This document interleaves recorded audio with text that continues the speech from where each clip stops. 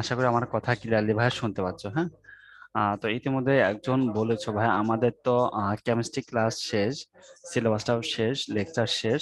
তো আমাদেরকে subject final পরীক্ষা হবে কিনা। হ্যাঁ, তো আমি মনে হয় তোমাদেরকে জানাবো। হ্যাঁ, তোমাদের হচ্ছে যদি কোনো সমস্যা থাকে আমরা এই বিষয়ে দেখবো।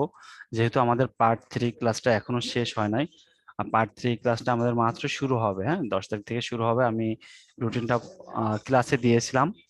আর এরপরও যদি যারা পাও নাই, আমি আজকে দিয়ে দেবো রুটিনটা ক্লাসে। প্রত্যেকেই হচ্ছে পার্ট 3 রুটিনটা ডাউনলোড করে নেওয়া। আর একটা বিষয় হচ্ছে তোমাদের হচ্ছে শনিবারে উইকলি এক্সাম থাকে। আমি দেখছি অনেকেই হচ্ছে উইকলি এক্সামে অ্যাবসেন্ট থাকো, উইকলি এক্সামগুলো ঠিকঠাক মতো দিচ্ছ না। উইকলি এক্সামগুলো ঠিকঠাক মতো না দিলে তোমার হচ্ছে যে একটা সপ্তাহে ক্লাস করলে ক্লাস থেকে তুমি কতটুকু শিখতে পারলে। হ্যাঁ, তো তুমি নিজেকে নিজে ভেরিফাই করতে পারবে না আমি আসলে কতটুকু শিখতে পারলাম। এই জন্য হচ্ছে বারবার পরীক্ষা দিতে হবে তোমার। হ্যাঁ, যেমন করে ডেলি এক্সাম দাও তেমনি করে বারবার হচ্ছে যে উইকলি এক্সাম হচ্ছে সে উইকলি এক্সাম গুলো যেন আমার অ্যাবসেন্ট না থাকে। আমি উইকলি এক্সাম গুলো চেষ্টা করবো, যদি আমার বেশি ব্যস্ততা থাকে তো সেই ক্ষেত্রে আমি 2-3 মিনিট পরীক্ষাটা আর কি স্টার্ট দিয়ে আমি আবার সাবমিট দিয়ে দেবো।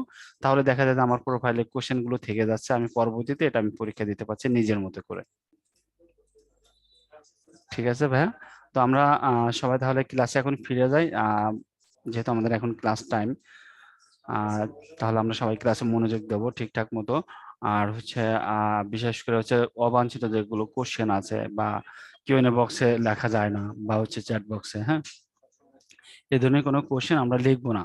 কারণ এই ধরনের কোনো কোশ্চেন লেখা গেলে পরে দেখা গেলো যে ভাইয়া যখন হচ্ছে চ্যাট বক্সটা পড়েন বা চ্যাট বক্সে তোমাদের কাছে রেসপন্স নেয়, তখন হচ্ছে এই ধরনের কোশ্চেন দিলে ভাইয়ারও সমস্যা হয়। বা একটা গুরুত্বপূর্ণ একটা টপিক বা একটা কোশ্চেন থেকে আহ, করলো একজন, তাহলে সেটা কিন্তু ভাইয়া অ্যান্সার দিতে পারে না তোমাদের এই জন্য। তাহলে আমরা সবাই ক্লাসে মনোযোগ দেবো ইনশাল্লাহ। তারিফ ভাইয়া, রাফি আপু, আসসালামু আলাইকুম। ভাইয়া আপু শুনতে পাচ্ছেন আমাকে? আসসালামু আলাইকুম ভাই, কেমন আছেন? ওয়ালাইকুম আসসালাম। জি ভাইয়া, আলহামদুলিল্লাহ ভালো আছে, আপনি ভালো আছেন? এই তো ভাই, আলহামদুলিল্লাহ। ভাই আমাকে তাহলে শুরু করে দিব। জি ভাই, আমরা তাহলে শুরু করি ভাই। আচ্ছা।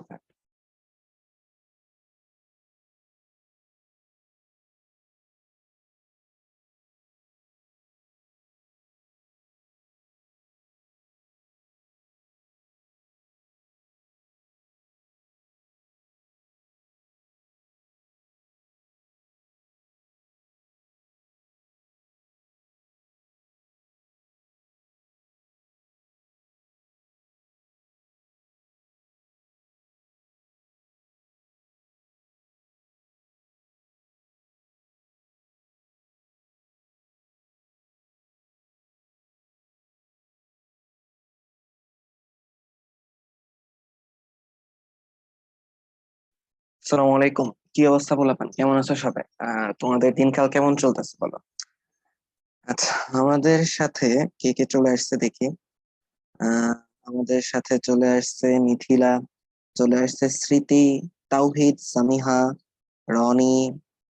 আমাদের সাথে আছে ওমর, আদ্রিজা আছে আমাদের সাথে, আছে মুনতাহা। হ্যাঁ আদ্রিজা, আলহামদুলিল্লাহ আমি ভালো আছি। আমাদের সাথে আছে তাইয়েবা, তাহিরা, মাহতাব আছে আমাদের সাথে, ইফতিহাদ, ফারিয়া, রাইসা আছে, জাহ্নবী, লামিয়া, নওশিন, এশাদ, আহ উমামাতুল জান্নাত মিম আছে আমাদের সাথে, অর্ঘ্য। আর কে কে আছে? আখি আছে আমাদের সাথে, হাসিন আছে আমাদের সাথে, রিদম আছে আমাদের সাথে। আহ সার্জিল, অসাধারণ খারাপ। অসাধারণ খারাপ কেন? এটা আবার কেমন খারাপ? অসাধারণ খারাপ। আমার কাছে তুমি যেটা দেখবা, তুমি যখন হচ্ছে কলেজে উঠে যাবা, তখন হচ্ছে বুঝবা 9-10 এর সময়টা আমার মতো আর কি। পুরো পড়াশোনার লাইফে সবচেয়ে মজার সময় দেওয়া হচ্ছে 9-10। তোমাদের এই বছর যে সকল বড় ভাইয়া আপু কিছুদিন আগে কলেজে উঠে গেছে, তাদেরকে জাস্ট জিজ্ঞাসা করো। তারা বললো আমি যদি 9-10-এ পড়তে পারতাম কি যে শান্তি লাগতো। এত পড়া এত পড়া, আমি কেমনে পড়বো? তারপরে কলেজে যাওয়া লাগে, এই পরীক্ষা সেই পরীক্ষা, কি অবস্থা! ঠিক আছে, অবস্থা কিন্তু কোনো জায়গাতেই ভালো নেই। আচ্ছা, রাকিব বলতেছে অনেক ভালো আছে। আচ্ছা, ওরে বাবারে, অনেকে আছে আমাদের সাথে এবং অনেকেই আছে। এবং তোমাদের সাথে আছি আমি, তারিফ আহমেদ চৌধুরী। আচ্ছা, ইয়া বলতেছো, কি জানি বলতেছে দেখি। আহ রামিম বলতেছো মেডিকেল পরীক্ষায় কেন মেয়েরা এগিয়ে থাকে, এই হচ্ছে রামিম এক চক্রান্ত, ঠিক আছে? তুমি রামিম হচ্ছে বেশি বেশি পড়াশোনা করে মেডিকেলে হইতেছে আগায় থেকে দেখাই দিবা আমরা এই সকল, ঠিক আছে, অপশক্তির চক্রান্ত হচ্ছে ঘুরিয়ে দিতে পারি, ঠিক আছে? এই যে তুমি হচ্ছে পড়াশোনা করবা, তাইলেই দেখবো হচ্ছে আমরা রেজাল্ট চেঞ্জ করে ফেলতে পারবো। আচ্ছা,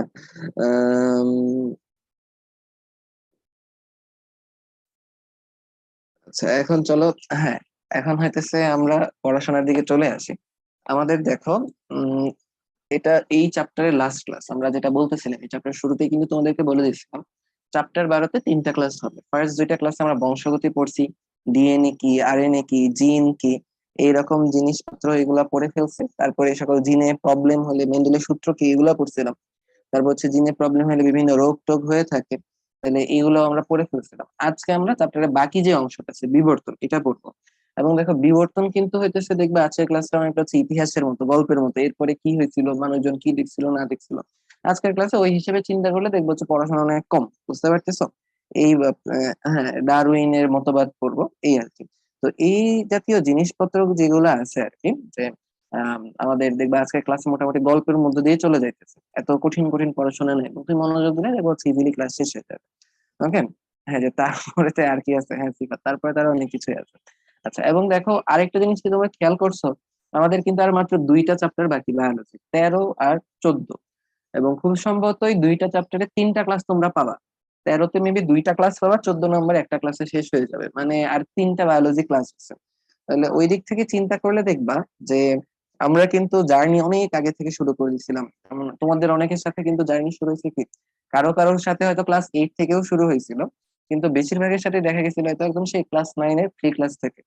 তো একদম সেই ক্লাস 9-এর ফ্রি ক্লাস থেকে চলে আসা জার্নি আমাদের আর কয়েকটা ক্লাস পরে কিন্তু মোটামুটি উম শেষ হয়ে যাবে। ওকে। আচ্ছা, চলে আসো এখন, চলো আমরা সামনের দিকে আগে। হ্যাঁ, ক্লাস 8 থেকে অনেকেই আছে, হ্যাঁ ক্লাস থেকেই অনেকেই আছে।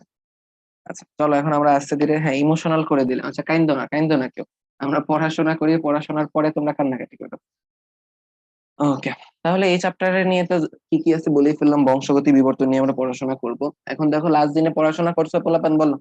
অনেকদিন পর পর বায়োলজি ক্লাস থাকে, তোমরা পড়াশোনা করছো কিনা? এই যে মেন্ডেলের সূত্রের ফলাফল ছিল, এটা আমি শুধু ক্লাসের মধ্যে লিখছিলাম, চার্ট করছিলাম, নাকি তোমরাও খাতার মধ্যে চার্ট চার্ট করে একবার প্র্যাকটিস করে দেখছিল? শোনো, এগুলো যদি প্র্যাকটিস করে না যাও, পরীক্ষাতে গিয়ে যেটা হবে আর কি, পরীক্ষাতে গিয়ে কিন্তু দেখবা একটা প্যাচ লাগাইছো যে বড় হাতের টি হবে নাকি ছোট হাতের টি হবে, কোন জায়গায় কি কোনটা হবে, কোনটা প্রকট কোনটা প্রচ্ছন্ন।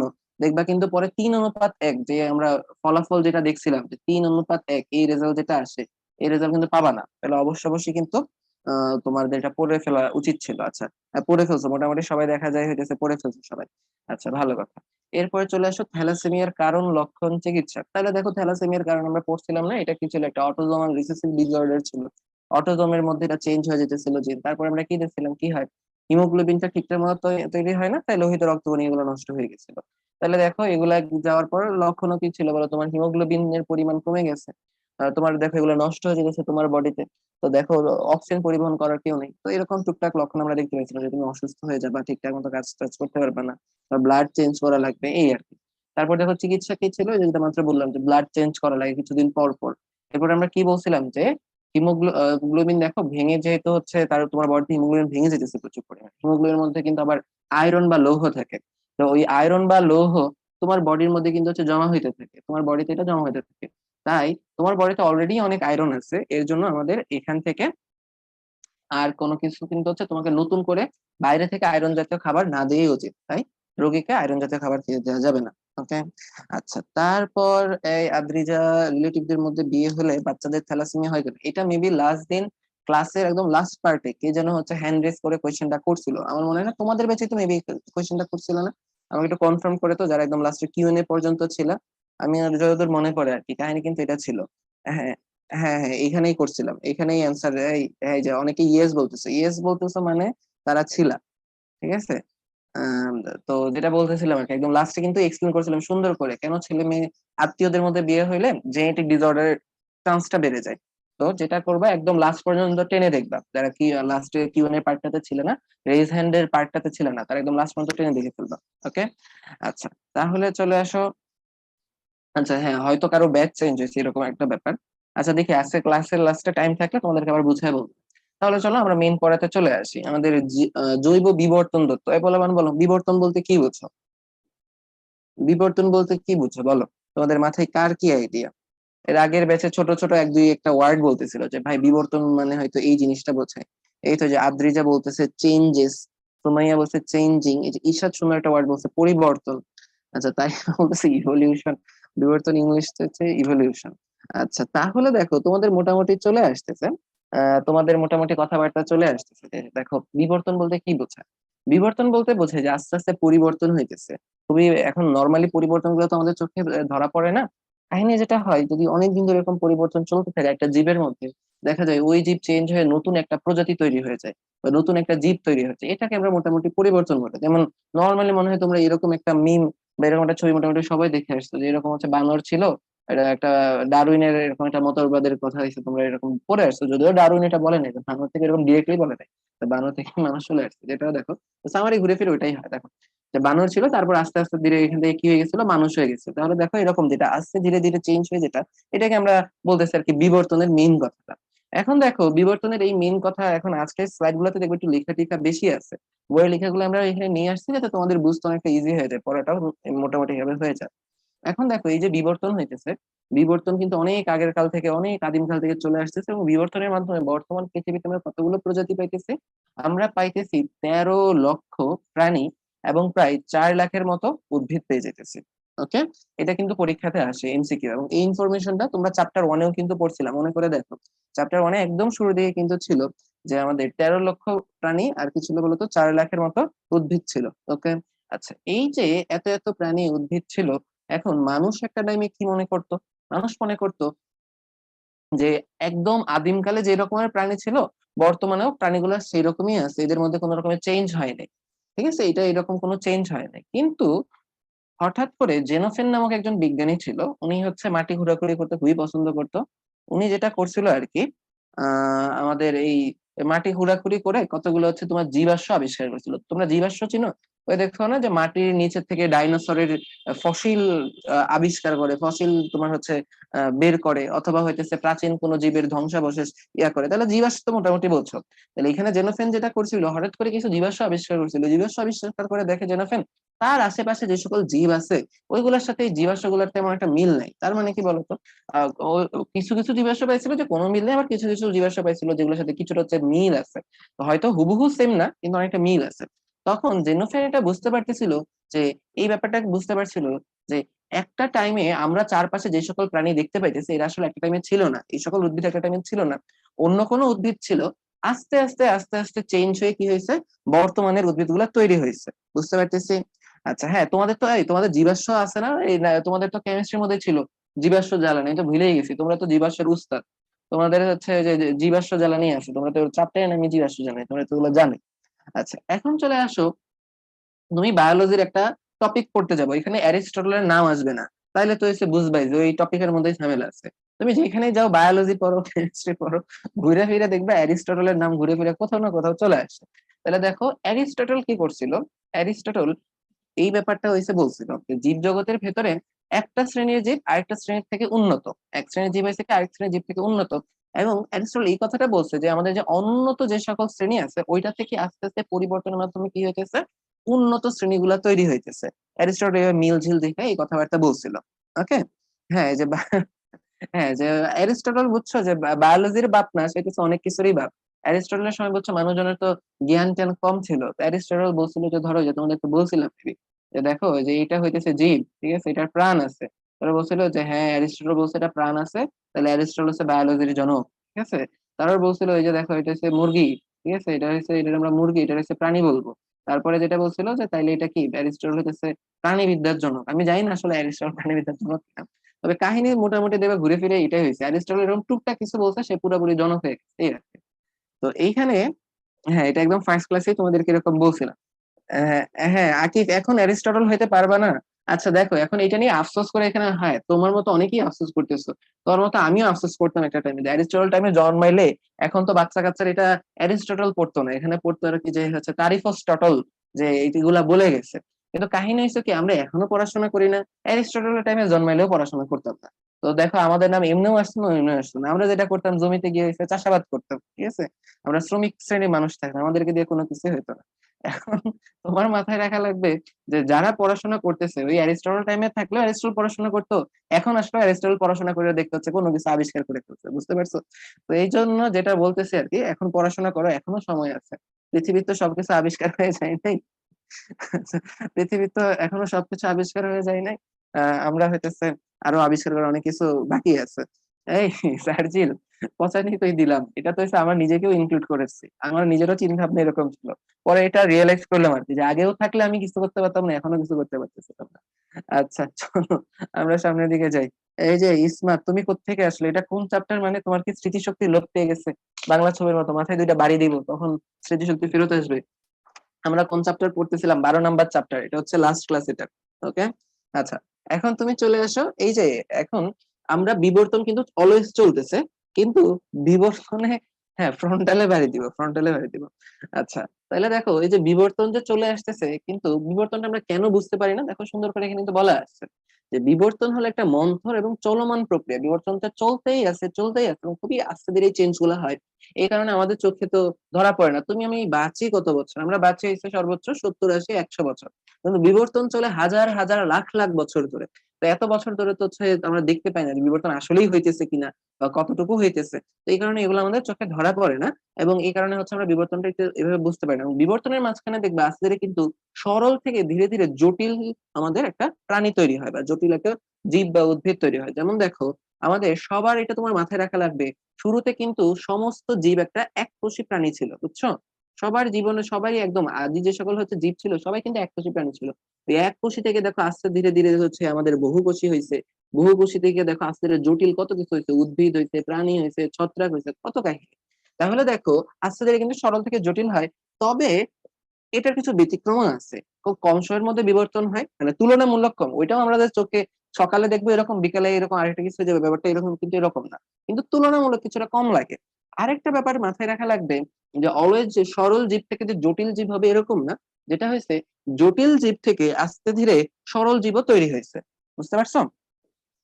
রাশিদ, মানুষ তো আর এককোষী ছিল না, কিন্তু বলা যায় আর কি, হয়তো এরকম যে আমাদের হয়তো এরকম এককোষী থেকেই হয়তো তৈরি হয়েছে, এরকম কিছু একটা আছে। তো দেখো আমাদের একটা টাইমে আমরা পড়বো যে পৃথিবীতে কিন্তু একটা টাইমে কোষ বলেও কোনো কিছু ছিল না, পৃথিবীতে কিন্তু একটা টাইমে কোষ বলেও কোনো কিছু ছিল না, কিন্তু দিন শেষে যেটা হয়েছে, আমাদের ওই একটা কোষ তৈরি হলো, কোষ থেকে আস্তে ধীরে ডেভেলপ হয়েছে, এগুলো আমরা পরের ইয়ার গুলাতে হচ্ছে পড়বো। আচ্ছা, এখন এটা যদি হয়ে থাকে তাহলে চলো আমরা সামনের দিকে যাই।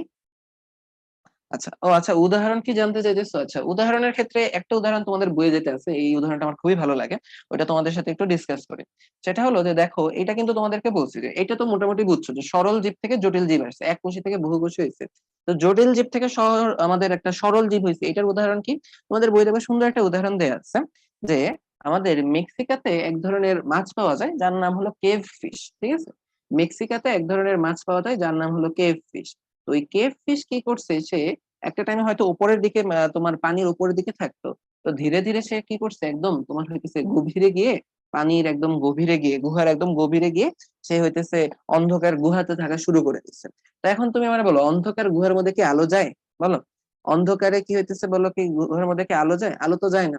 তো কাহিনী যেটা হয়েছে, আলো না গেলে সে হচ্ছে দেখতে পাইতো না, এবং সে দেখো চোখ ইউজ করতে না করতে করতে তার একটা টাইমে চোখগুলো হচ্ছে নষ্ট হয়ে গেছে। এখন হচ্ছে দেখো, এই মাছের হচ্ছে কোনো চোখ নাই, চোখে মানে চোখ আছে কিন্তু চোখে আর কি সেভাবে কানে, মানে কানা আর কি, সে চোখে কোনো কিছু দেখে না, ব্যাপারটা হচ্ছে অনেকটা এরকম। তাহলে দেখো, শুরুতে চোখ ছিল, এটা কিন্তু কি ছিল, জটিল অবস্থা, এখন সে চোখে দেখে না, এটা কিন্তু হয়ে গেছে কি বলো, সরল অবস্থা হয়ে গেছে। মানে সরলও হইতে পারে। আচ্ছা, এখন চলো আমরা সামনের দিকে যাই। এখন যেটা তোমাদেরকে বলতেছিলাম, একটা কোষ থেকে হয়তো সবকিছু শুরু হয়েছে এরকম একটা ধারণা, তাহলে কোষটা কোন জায়গা থেকে তৈরি হয়েছে? কোষটা কোন জায়গা থেকে তৈরি হয়েছে, বা কোষ তৈরি হওয়ার আগে পৃথিবীর কি অবস্থা ছিল? এখান থেকে তোমার মাথায় রাখা লাগবে, প্রায় 450 কোটি বছর আগে সূর্য থেকে পৃথিবী তৈরি হয়েছিল। সূর্য থেকে পৃথিবী তৈরি হয়েছিল, এবং তখন পৃথিবী ছিল একটা উত্তপ্ত গ্যাস পিণ্ড। এখন দেখো, পৃথিবী এরকম গোল একটা উত্তপ্ত গ্যাস পিণ্ড, যেটা সূর্যের চারপাশে ঘুরতেছে। এখন এই উত্তপ্ত গ্যাস পিণ্ড কি করে, বলো, গরমে একটা গ্যাস পিণ্ড, সে কি তাপ ত্যাগ করবে না? বলো, তাপ এরকম ভাবে ত্যাগ করতে থাকবে না, ছড়াতে থাকবে না? তাপ ছড়াতে থাকলে কি হবে বলতো, এটার কিন্তু তাপের পরিমাণ কমে যাবে। ওকে, এটা যাতে কিন্তু তাপের পরিমাণ কমে যাবে, তো এই যে এখানে তাপের পরিমাণ কমে গেলে এটা তো ঠান্ডা হয়ে যাবে। তাহলে দেখো ওই যে গ্যাস পিণ্ড, পৃথিবী শুরুতে গ্যাস ছিল, ওটা আস্তে ধীরে ঠান্ডা হয়ে তরল হয়ে গেছে। তরল হওয়ার পরেও দেখো সেটা আস্তে ধীরে এরকম তাপ ত্যাগ করতেছে, তাপ ত্যাগ করতেছে, তাপ ত্যাগ করতেছে, এভাবে তাপ ত্যাগ করতেছে।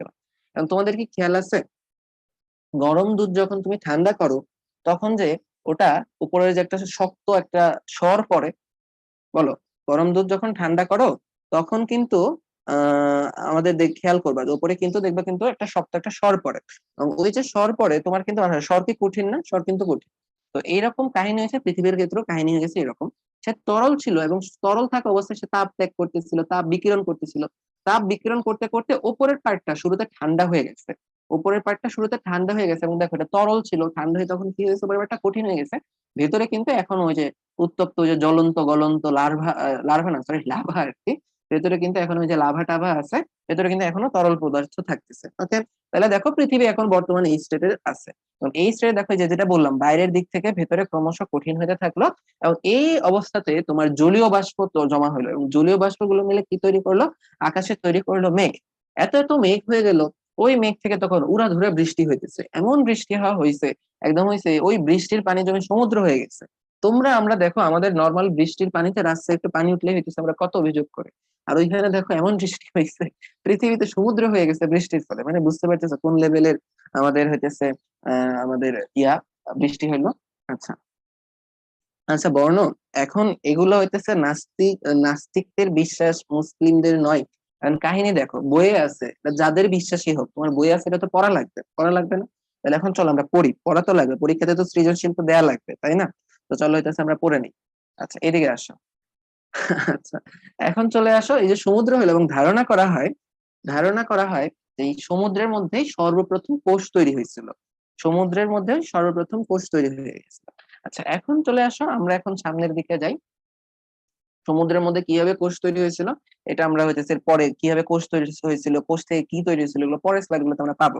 ওকে, আচ্ছা এখন চলে আসো, এখন চলো আমরা চলে আসি এই জায়গাতে।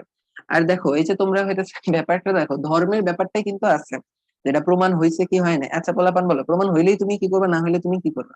ধর্মর ব্যাপারটা তুমি চিন্তা করে দেখো তো, ব্যাপারটা হচ্ছে বিশ্বাস। আর বিশ্বাসের ব্যাপারটা কিন্তু তুমি কোনো কিছু দেখে বিশ্বাস করতেছো, বলো? দেখে বিশ্বাস করলে তো আর বিশ্বাসের ইয়াটা থাকে না, ওটা হচ্ছে একটা প্রমাণের ব্যাপার চলে আসে। ধর্মের ব্যাপারটাই কিন্তু আসলে হচ্ছে তোমার বিশ্বাস, তুমি কি বিশ্বাস করতেছো কি না করতেছো। অবশ্যই হচ্ছে আমি ধর্মের উপর বিশ্বাস করতেছি, এই হইতেছে ব্যাপার। এখন এই ব্যাপার হচ্ছে, আর আমি যদি ধর্মের উপর বিশ্বাস না করতাম, তুমি হচ্ছে আমার আমার মতামতে তোমার কি আসে যায়, ব্যাপারটা হচ্ছে তুমি কি বিশ্বাস করতেছো, এই আর কি ব্যাপারটা। ওকে, আচ্ছা, এবং এটা হয়েছে আমরা লাস্টের দিকে আমরা টুকটাক কথা বলবো, এদিকে আসো। এখন চলে আসো দৈব বিবর্তন তত্ত্ব নিয়ে, এখান থেকে কয়েকটি ইনফরমেশন তোমাদের জানা লাগবে। ওকে, আচ্ছা, এখান থেকে জানা লাগবে যে আমাদের ইভলিউশন, জৈব বিবর্তন, দেখো বিবর্তনের ইংলিশ কিন্তু কি হচ্ছে ইভলিউশন, তোমরা শুরুতে কয়েকজন বলতেছিলা যে বিবর্তন কি ইভলিউশন। তো ইভলিউশন শব্দটা কোত্থেকে আসছে, এটা পরীক্ষাতে আসে। ইভলিউশন শব্দটা আসছে ল্যাটিন শব্দ ইভলভেরি থেকে। আচ্ছা, এবং সর্বপ্রথম ইভলিউশন শব্দটা কে ইউজ করছিল বিজ্ঞানী হার্বার্ট স্পেন্সার। ওকে, আচ্ছা, হার্বার্ট স্পেন্সার গেলে আরেকটা জিনিস তোমার জানা লাগবে, এই যে তোমরা দেখো তোমাদের বইয়ে সুন্দর করে বিবর্তন এরকম একটা কমন একটা সংজ্ঞা আছে, যে ইভলিউশন জিনিসটা কি, যে এরকম একটা বলা আছে যে একটা চলমান পরিবর্তন, যেটা দিয়ে কি সরলতর নিম্ন শ্রেণী জীব থেকে জটিলতর উচ্চ শ্রেণী জীব তৈরি হয়। তোমাদের বই পড়লেই দেখবে এরকম একটা সংজ্ঞা দেওয়া আছে। এখন কাহিনী যেটা হইলো, এই সংজ্ঞাটা চাইলে তোমরা দিতে পারো পরীক্ষাতে। আরেকটা সংজ্ঞা যেটা করছে কার্টিস বার্নস তোমাদের বইয়ে দিয়ে দিচ্ছে, সেটা হলো কি বিবর্তন জিনিসটা কি। বিবর্তন জিনিস হলো এক প্রজন্ম থেকে অন্য প্রজন্মে অ্যালিল ফ্রিকোয়েন্সির পরিবর্তন। যে ধরো বাবা মা থেকে সন্তানের মধ্যে অ্যালিল ফ্রিকোয়েন্সির পরিবর্তন। কাহিনী হলো অ্যালিল ফ্রিকোয়েন্সি কি, হ্যাঁ এই যে তোমাদের মাথায় আসছে অ্যালিল কি, আমাদের অ্যালিল ফ্রিকোয়েন্সি কি, এগুলো হইতেছে আমরা সামনের দিকে চলে যাব। ওকে, আচ্ছা, এখন চলে আসো, আমরা চলে যাই হইতেছে সামনের দিকে। অ্যালিল জিনিসটা হইতেছে আমরা বোঝার চেষ্টা করি।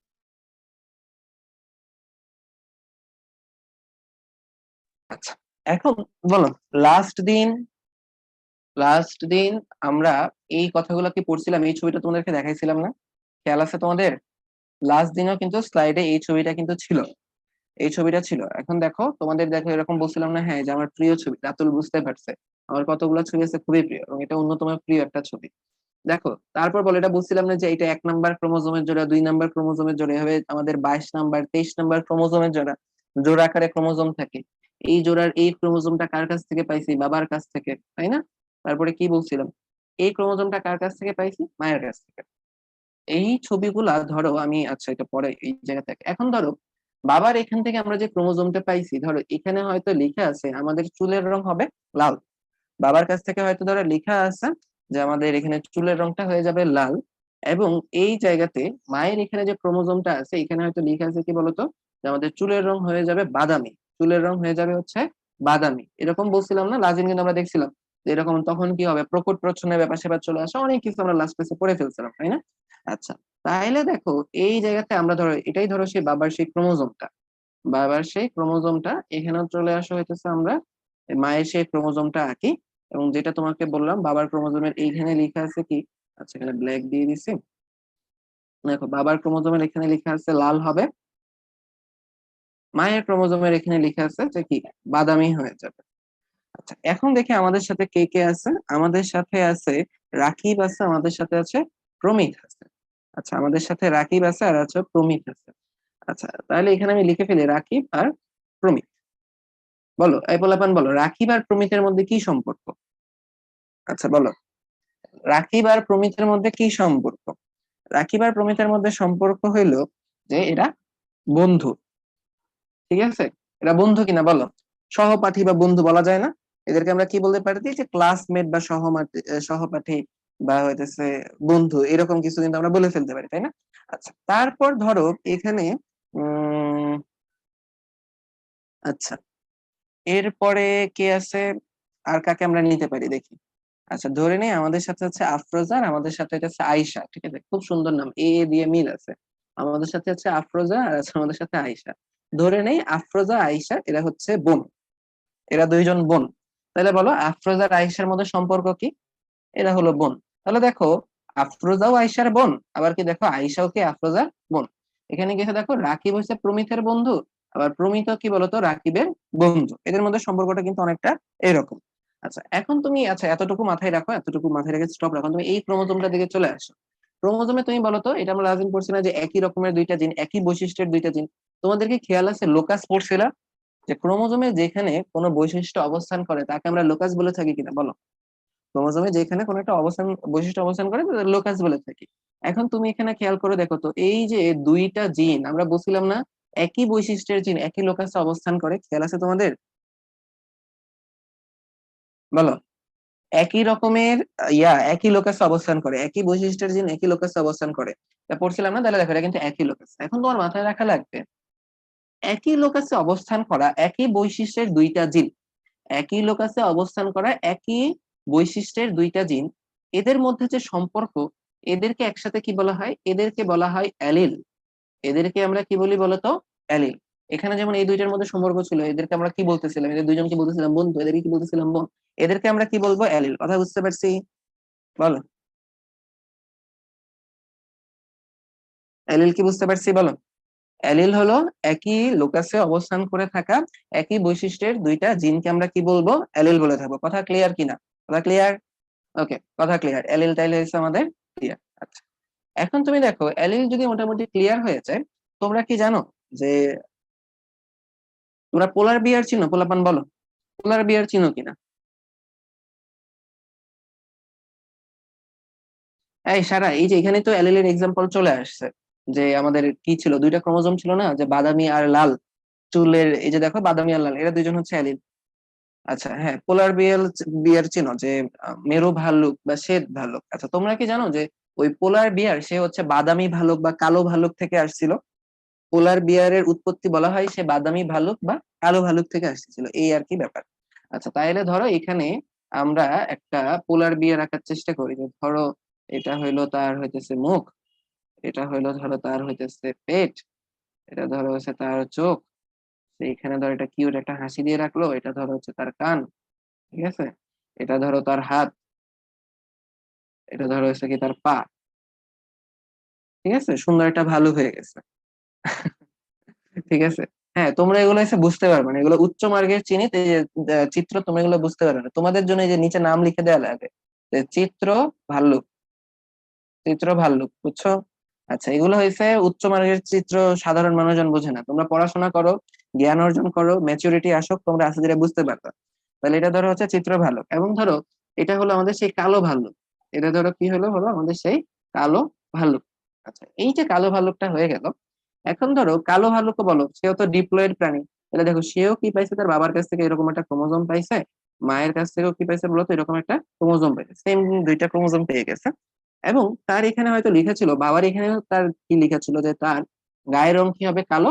মায়ের এখানেও কি হবে বলতো, লিখা ছিল বলতো গায়ের রং কি হয়ে যাবে, কালো হয়ে যাবে। ওকে। আচ্ছা, এখন চলে আসো এই জায়গাতে চলে আসি। আমরা এখন যেটা আঁকবো, একটা মেরু ভাল্লুক বা সাদা ভাল্লুক আঁকবো। তাহলে আবার দেখো, এ দেখো যে ইজি স্টেপে কিভাবে তুমি ভাল্লুক আঁকতে পারবা, দেখতেছো? তোমাদেরকে হচ্ছে ড্রয়িং ও শিখিয়ে দিতেছে, কত সুন্দর সুন্দর ছবি আঁকা তোমরা শিখে যাইতেছো।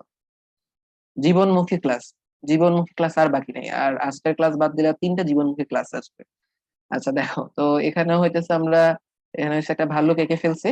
এবং এখানে যেটা হবে, এখানে যেটা হবে, আমরা ধরো হচ্ছে ইয়া তো আর দিতে পারবো না, এটা তো সাদা, সাদা তো এভাবে বোঝানো যাবে না, ধরো আমরা লাল কালার দিয়ে দিলাম, জাস্ট বোঝানোর চেষ্টা করতেছি এটার কালার অন্য কিছু একটা হয়ে যাবে। ওকে। আচ্ছা, এখন দেখো এখানে আমরা আবার তোমাদের জন্য লিখে দিই চিত্র ভাল্লুক। এখন তুমি আমাকে বলো, এটা যেহেতু হচ্ছে সাদা ভাল্লুক হয়েছে, এটারও নিশ্চয়ই এরকম দুইটা ক্রোমোজোম ছিল। তুমি ক্রোমোজোম গুলো এইভাবে আমরা চলো আঁকি। ওই ক্রোমোজোমের মধ্যে নিশ্চয়ই লেখা ছিল কি, এখানে লেখা ছিল যে তার কি হবে, গায়ের রং লাল না, তার গায়ের রং সাদা হবে, এরকম একটা বিষয়। গায়ের রং সাদা হবে এরকম একটা বিষয়। এখন কাহিনী যেটা হয়েছে, লাস্ট দিন তোমাদেরকে কি বুঝাইছিলাম, লাস্ট দিন কি তোমাদেরকে এটা বুঝাইছিলাম না যে আরএনএ মেসেজ নিয়ে যায়, তখন কি হয়, প্রোটিন তৈরি করে দেয় রাইবোজোম, ওইভাবে বৈশিষ্ট্য নিয়ন্ত্রণ হয়। বলো, এটা বুঝাই দিচ্ছিলাম, এটা বুঝাই দিয়েছিলাম। এখন ধারণা করা হয় এই যে আমাদের কালো ভালুক হয়েছিল, কালো ভালুক থেকে যখন শুক্রাণু বা ডিম্বাণু তৈরি হয়, তখন কোনোভাবে ওই যে গায়ের রঙের যে জিনটা ছিল, যে এই মেসেজটা লেখা থাকে আর কি, যে যেটা দিয়ে হচ্ছে আরএনএ তোমার কালো রঙের প্রোটিন বানাবে, কালো রঙের লোম বানাবে, ওই মেসেজটার মধ্যে জিনে কিছু চেঞ্জ হয়ে গেছিল, অ্যাক্সিডেন্টালি কিছু চেঞ্জ হয়ে গেছিল। এই চেঞ্জ গুলো অটোমেটিক্যালি হয়ে থাকে আর কি। তো ওই চেঞ্জ হওয়ার ফলে, মেসেজটা চেঞ্জ হয়ে যাওয়ার ফলে, জিনটা চেঞ্জ হয়ে যাওয়ার ফলে, এই ভাল্লুকে যে জিনটা পাইছিল, ওই জিনটা থেকে মেসেজ যখন রাইবোজোমে যাইতো, রাইবোজোম তখন বানানো শুরু করছে কি বলতো, ওই মেসেজ পড়ে দেখছি মেসেজের মধ্যে লেখা সাদা কালারের প্রোটিন, তখন সে সাদা কালারের প্রোটিন বানানো শুরু করছে। বুঝতে পারছি? বলো, বুঝতে পারছি কিনা, যে আমার এটার মধ্যে যে জিন ছিল, যে জিন ছিল, জিনের মধ্যে চেঞ্জ হয়ে গেছে, চেঞ্জ হওয়ার ফলে সে যে মেসেজ যেটা যাইতেছিল ওটাও চেঞ্জ হয়ে গেছে। রাইবোজোম পরে কি বানানো শুরু করছে বলতো, রাইবোজোম হচ্ছে সাদা কালারের প্রোটিন বানানো শুরু করছে। এখন বুঝতে পারছো কিভাবে চেঞ্জ গুলো হয়, চেঞ্জ গুলো হঠাৎ হঠাৎ হয়। এখন তুমি আমাকে বলো, এই যে এখানে এর অ্যালিল আছে, এই ভাল্লুকের যে অ্যালিল আছে আর এই ভাল্লুকের অ্যালিল, এগুলা কি বলো মিলছে? বলো, এগুলার অ্যালিলে কি মিল টিল কোনো কিছু আছে? বলো, মিল আছে এদের মধ্যে? তো হচ্ছে কোনো মিল টিল তো হচ্ছে, এই কেমনে মিল আছে দেখো, এটার এটার এলএল কি সাদা না, আর এটার এলএল কি কালো, সরি এটা হচ্ছে কালো, এটা কি সাদা না? তাহলে দেখো এটা কিন্তু চেঞ্জ হয়ে যেতেছে না। এই যে দেখো যে অ্যালিলের যে হচ্ছে এরকম অবস্থা চেঞ্জ হয়ে যেতেছে, এটাকে আমরা কি বলছি বলতো, অ্যালিল ফ্রিকোয়েন্সি চেঞ্জ। এবং বিবর্তনের বলা হয় যে এরকম যে বিবর্তন হইতেছে আস্তে ধীরে ধীরে ধীরে ধীরে, এরকম হুটহাট একসাথে হয়ে যায় ব্যাপারটা এরকম না, খুবই আস্তে ধীরে অ্যালিল ফ্রিকোয়েন্সি চেঞ্জ হয়ে যায়। যেমন হয়তো বা এরকম হয়েছিল যে মাঝখানে এরকম একটা স্টেট ছিল, যখন তার কি অবস্থা ছিল, যে একটা ছিল হচ্ছে কালো, আরেকটা কি ছিল বলতো, আরেকটা ছিল হচ্ছে আমাদের সাদা, আরেকটা ছিল সাদা, তারপর আস্তে ধীরে হইতেছে এই অবস্থা তৈরি হয়েছে। তাহলে দেখো আস্তে ধীরে এই যে অ্যালিলের যে চেঞ্জ হয়ে যাচ্ছে, এটাকে আমরা কি বলতেছি বলতো, অ্যালিল ফ্রিকোয়েন্সির পরিবর্তন। বুঝতে পারছি? বলো, বুঝতে পারছি কিনা? অ্যালিল ফ্রিকোয়েন্সি পরিবর্তন মোটামুটি বুঝতে পারছি। ওকে। হ্যাঁ ওইটা রেড, এখন আমি তো হোয়াইট দিলে তো কি তোমরা বুঝতে পারবা? বুঝতে পারবে না তো, এমনি আমার এই সকল মহান চিত্রকর্ম তোমরা বুঝো না, হোয়াইট দিলে তো আরো বুঝবে না। এই কারণে হইতেছে আমরা বুঝে এইভাবে ইয়া করছি। ওকে। আচ্ছা, চলো আমরা হইতেছে সামনের দিকে আগে, এতটুকু যদি বুঝে থাকে। এবং পোলাপান বুঝছো পরে যেন কি হয়েছিল, এইভাবে যখন মেরুতে এরকম সাদা ভাল্লুক তৈরি হয়েছিল, তখন তুমি বলো এখন মেরুতে গেলে কোনো কালো ভাল্লুক পাও, বাদামি ভাল্লুক পাও? তখন কিন্তু কোনো রকমের কালো বা বাদামি ভাল্লুক কিন্তু তুমি পাও না। কারণ কি জানো, কারণ তুমি একটা জিনিস চিন্তা করে দেখো, মেরুতে কার টিকে থাকা সহজ, কার জন্য বলো, বরফের মধ্যে কার জন্য টিকে থাকা সহজ বলো তো? সাদা ভাল্লুকের জন্য টিকে থাকা সহজ, কারণ দেখো এই ভাল্লুক কিন্তু শিকার ধরে ধরে খাবে। এখন তুমি দেখো, ওই সাদার মধ্যেই কালো ভাল্লুক যখন শিকার ধরতে যাবে, শিকার তো 3 কিলোমিটার দূর থেকে দেখবে যে কালো কি কোনো কিছু নাড়াচাড়া করতেছে, এটা আমার দিকে আসছে। সাদা ভাল্লুকটা দেখো তো কি হইতেছে, সাদা ভাল্লুকটা কিন্তু ওই যে একদম কাছে আসলো সে বুঝবে না যে এখানে সাদা ভাল্লুক আসছে। বুঝতে পারতেছি? এই আর কি। আচ্ছা তাইলে চলো হইতেছে আমরা সামনের দিকে যাই, এখন আমরা সামনের দিকে আগাই। আচ্ছা, এটা যদি বুঝে থাকে এখন চলে আসো, যেটা তোমাদেরকে একটু আগে বলতেছিলাম যে কোষ কিভাবে তৈরি হলো, কোষ তৈরি হয়ে কিভাবে আমাদের এই সকল চেঞ্জ হইতেছে। চলো এখন এটা আমরা একটু বোঝার চেষ্টা করবো যে প্রথম কোষটা কিভাবে তৈরি হয়েছে। আচ্ছা, প্রথম কোষ তৈরি হওয়ার সময় তোমার মাথায় রাখা লাগবে সে অনেক অনেক অনেক অনেকটা আগের কথা। যে এই যে উড়াধুরা লেভেলের বৃষ্টি চলছে, তাহলে চলো আমরা চলে যাই। তখন কি ছিল, পৃথিবীতে আকাশ জুড়ে ছিল অসংখ্য মেঘ, ঠিক আছে? আকাশ জুড়ে ছিল অসংখ্য মেঘ, এবং সেই মেঘ থেকে উড়াধুরা লেভেলের বৃষ্টি হইতেছিল। উড়াধুরা লেভেলের বৃষ্টি হইতেছিল, এবং তখন আকাশে কি ছিল, আকাশে ছিল অসংখ্য তোমার বজ্রপাত, ঠিক আছে? অনেক বজ্রপাত হইতেছিল তখন আকাশে। তাহলে এই ধরো হচ্ছে আমরা এখানে এঁকে দিই যে ঠাডা পড়তেছে, আর হইতেছে আমরা টুকটাক এখানে কিছু বৃষ্টির ফোঁটা দিয়ে দিই, যে বৃষ্টি পড়তেছে আকাশ থেকে, ঠিক আছে? এই যে বৃষ্টি টিষ্টি পড়ে যাইতেছে। ওকে, আচ্ছা, তাইলে এই যে বৃষ্টি টিষ্টি পড়তেছে, এবং তখন পৃথিবী কিন্তু তখনও কিন্তু অনেকটা আনস্টেবল। তখন প্রচুর হইতেছে আগ্নেয়গিরি। আগ্নেয়গিরি তো এখন যতগুলো আছে তখনও কিছু কিছু হয়তো আরো অ্যাক্টিভ বেশি ছিল। তখন আগ্নেয়গিরি থেকে উড়াধুরা লেভেলের অগ্নুৎপাত হইতো, উড়াধুরা লেভেলের অগ্নুৎপাত হইতো। এই কারণে এই যে তোমার হচ্ছে অগ্নুৎপাত হইতেছে, তারপর হচ্ছে ধরো বজ্রপাত হইতেছে, পৃথিবীতে একটা তোমার হচ্ছে আনস্টেবল একটা কন্ডিশন, এনভায়রনমেন্ট, পরিবেশে একটা আনস্টেবল একটা কন্ডিশন। তখন তোমার জানা লাগবে তখন পরিবেশে কি ছিল। পরিবেশে তখন বায়ুমণ্ডলে কিছু গ্যাস ছিল। কি কি গ্যাস ছিল? গ্যাস যেটা ছিল সেটা ছিল হচ্ছে মিথেন গ্যাস। তোমরা মিথেন চেনো না? বলাবান বলো, মিথেন চিনো কিনা? মিথেন তো চিনো, যে CH4, বাতাসে তখন মিথেন ছিল। তোমরা হাইড্রোজেন সালফাইড চিনো? Hydrogen sulphide H2S। আচ্ছা, বাতাসে আর কি ছিল? বাতাসে তখন ছিল অ্যামোনিয়া ছিল, NH3 ছিল বাতাসে। আহ আর কি ছিল বাতাসে? ছিল তোমার আর কি যেন ছিল, কার্বন ডাই অক্সাইড ছিল। ওকে, বাতাসে আর কি ছিল? জলীয় বাষ্প ছিল। এই জিনিসগুলো টুকটাক মোটামুটি তখন বাতাসে ছিল আর কি। এই যে জিনিসগুলো ছিল, আচ্ছা বলো, বাতাসে কি কোনো রকমের কার্বন অক্সিজেন ছিল তখন? দেখো, যৌগ হিসেবে এখানে ব্যাপারটা খেয়াল করো, তোমাদের বইয়ে বলা আছে যে অক্সিজেন ছিল না। এখন তোমরা যেটা কনফিউশনটা করো যে বলো কার্বন ডাই অক্সাইডের মধ্যে তো ভাই আমাদের অক্সিজেন আছে, পানির মধ্যে অক্সিজেন আছে, তাহলে কেন এই কথা বলতেছে অক্সিজেন নেই? কারণ হচ্ছে দেখো, তারা যেটা বোঝানোর চেষ্টা করছে, বাতাসে তখন কোনো মুক্ত অক্সিজেন ছিল না, O2 হিসেবে আমরা যে অক্সিজেনটা শ্বাসের জন্য নেই ওটা ছিল না। ওকে, আচ্ছা, তাহলে দেখো এটা যৌগ হিসেবে ছিল। হ্যাঁ, নাইট্রোজেনও ছিল, তখন বাতাসে নাইট্রোজেনও ছিল। আচ্ছা, এখন তুমি একটা জিনিস খেয়াল করছো, লাস্ট দিন তোমাদেরকে কি বলছিলাম যে আমরা যে সকল খাবার বাইরে থেকে খাইতেছি ওইগুলা দিয়ে আমাদের দেহ তৈরি হয়? বলো, এটা বলছিলাম কিনা? আমরা যে সকল খাবার খাইতেছি ওইগুলা দিয়ে কি হইতেছে, আমাদের দেহ তৈরি হইতেছে। তাইলে এখন তোমরা আমাকে বলো তো দেখি, আমাদের দেহে কোন উপাদানটা সবচেয়ে বেশি পরিমাণে থাকতেছে? বলো, আমাদের দেহে কোন উপাদানটা সবচেয়ে বেশি পরিমাণে থাকে? কারো কোনো আইডিয়া? ভেরি গুড, আমাদের দেহে সবচেয়ে বেশি পরিমাণে কি থাকে বলতো? পানি থাকে। আমাদের দেহে সবচেয়ে বেশি পরিমাণে থাকে হচ্ছে পানি। ওকে, আচ্ছা, পানির পরে কোনটা থাকে? পানির পরে কোনটা থাকে বলতো? ভেরি গুড, পানির পরে থাকে হচ্ছে প্রোটিন। পানির পরে থাকে প্রোটিন। আমি তোমাদেরকে লাস্ট ক্লাসে বলছিলাম, বলে না থাকলে এটা জেনে রাখো। পানির পরে তোমার দেহে থাকে প্রোটিন। অনেকের মনে হতে পারে ভাই সারাদিন তো খাই হয়েছে ভাত, তাহলে ভাত খাইলে তো হচ্ছে আমাদের দেহভর্তি শর্করা থাকার কথা। তুমি দেখো, তুমি যে শর্করাটা খাইতেছো ওটা কি কার্বন ডাই অক্সাইড হিসেবে শ্বসনের সময় কার্বন ডাই অক্সাইড তৈরি করে না? কার্বন ডাই অক্সাইডটা কিন্তু দেহ থেকে বের হয়ে যায়। তাই শর্করা কিন্তু তোমার আমার বডিতে থাকে না। তোমার আমার বডিতে কি থাকে বলতো? থাকে হচ্ছে প্রোটিন। তুমি যদি তোমার নিজের দেহের দিকে তাকাও, দেখতে পাবা কি তোমার হাতে মাংস, পায়ে মাংস, যে প্রোটিন। এই মাংস তো প্রোটিন, তাহলে দেখো তোমার দেহভর্তি কিন্তু প্রোটিন আছে। আবার প্রোটিনের কাজে কিন্তু দেহ গঠন করা। মানে তোমার আর আমার আহ দেহে কিন্তু হইতেছে বেশি বেশি করে থাকে প্রোটিন। এখন তোমাদের কি খেয়াল আছে প্রোটিন তৈরি করার জন্য কি লাগে? লাগে কিন্তু অ্যামিনো অ্যাসিড। অ্যামিনো অ্যাসিড যেন কি দিয়ে তৈরি হয়? তৈরি হয় যে এরকম, এটা কার্বন থাকে, তার চারটা হাত থাকে, এক পাশে কি থাকে? COOH, আর এক পাশে থাকে হাইড্রোজেন, এই পাশে থাকে কি NH2, অ্যামিনো মূলক, আর এই পাশে কি থাকে? একটা আর থাকে। তাহলে দেখো, তুমি যদি অ্যামিনো অ্যাসিড বানাইতে চাও তোমার কি লাগে? আর কি? অ্যালকাইল মূলক, CH2, সরি CH3 এরকম জিনিসপত্র। তাহলে দেখো, তুমি যদি অ্যামিনো অ্যাসিড বানাইতে চাও তোমার লাগে কার্বন, অক্সিজেন, হাইড্রোজেন, নাইট্রোজেন, এই জাতীয় জিনিসগুলা। এখন তখন যেটা কি হয়েছিল, আবার দেখো তুমি যদি হচ্ছে নিউক্লিক অ্যাসিড, ডিএনএ আরএনএ বানাইতে যাও, ওইগুলোর মধ্যে দেখবে কিন্তু ঘুরে ফিরে এগুলোই থাকে, কার্বন, হাইড্রোজেন, নাইট্রোজেন, এগুলোই ঘুরে ফিরে আসে। তো তখন এই যে এখানে যে ঠাডা পড়তেছিল, বজ্রপাত হয়েছিল, অগ্নুৎপাত হয়েছিল, এই সকল জিনিস দিয়ে কি হয়েছিল, বাতাসের মাধ্যমে এই যে গ্যাস যেগুলা ছিল আর কি, এগুলা বিক্রিয়া করে তৈরি করে ফেলছিল কি, তৈরি করে ফেলছিল অ্যামিনো অ্যাসিড, তৈরি করে ফেলছিল অ্যামিনো অ্যাসিড আর নিউক্লিক অ্যাসিড। অ্যামিনো অ্যাসিড আর নিউক্লিক অ্যাসিড। এবং তোমরা খেয়াল করলে দেখবা, জীব তৈরি করার জন্য অবশ্যই অবশ্যই অবশ্যই অবশ্যই তোমার নিউক্লিক অ্যাসিড লাগবে, এবং অবশ্যই অবশ্যই অ্যামিনো অ্যাসিড বা প্রোটিন লাগে। এই মাত্র তোমাকে বললাম তোমার দেহ গঠন করবে কে? প্রোটিন। প্রোটিন ছাড়া কিন্তু অ্যামিনো অ্যাসিড ছাড়া তোমার দেহ তৈরি হবে না। তো এইগুলো মিলে তোমার অ্যামিনো অ্যাসিড বা নিউক্লিক অ্যাসিড তৈরি করবে। বুঝতে পারছি? আচ্ছা, এই যে অ্যামিনো অ্যাসিড বা নিউক্লিক অ্যাসিড তৈরি করলো, তারপর আস্তে ধীরে কি হয় বুঝছো?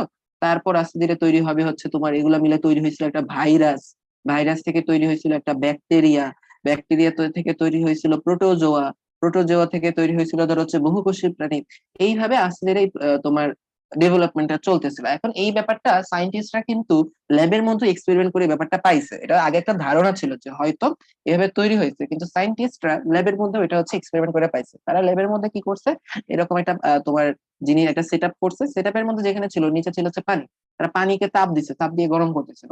তারপর দেখো যে দেখো জলীয় বাষ্প এদিক দিয়ে যাইতেছে যাইতেছে, দেখো যে এই যে গোল যে আমাদের যে গোলকটা আছে, এটার মধ্যে তারা মিথেন, অ্যামোনিয়া, হাইড্রোজেন, পানি, জলীয় বাষ্প দিয়ে এদিকে আসছে, এগুলো হচ্ছে রাখছে। এবং দুই সাইড দিয়ে দেখো দুইটা ইলেকট্রোড রাখছে, ইলেকট্রোড দিয়ে কি করছে তারা এখানে যে ঠাডা দেওয়ার জন্য, বজ্রপাতের জন্য ইলেকট্রিক শক দেওয়ার একটা অবস্থা রাখছে। তারপর যেটা করছে, শক টক দেওয়ার পরে এই যে গ্যাস গুলোকে তারা আস্তে ঠান্ডা করছে, ঠান্ডা করার পরে দেখেছে তরল যে পানিটা এদিকে আসলো, এবং তারা তরল পানিটা কানেক্ট করে দিচ্ছে এখানে, যদিও শুধুমাত্র পানি থাকার কথা, কিন্তু তারা এখানে অ্যামিনো অ্যাসিড আর নিউক্লিক অ্যাসিড দেখতে পাচ্ছিল।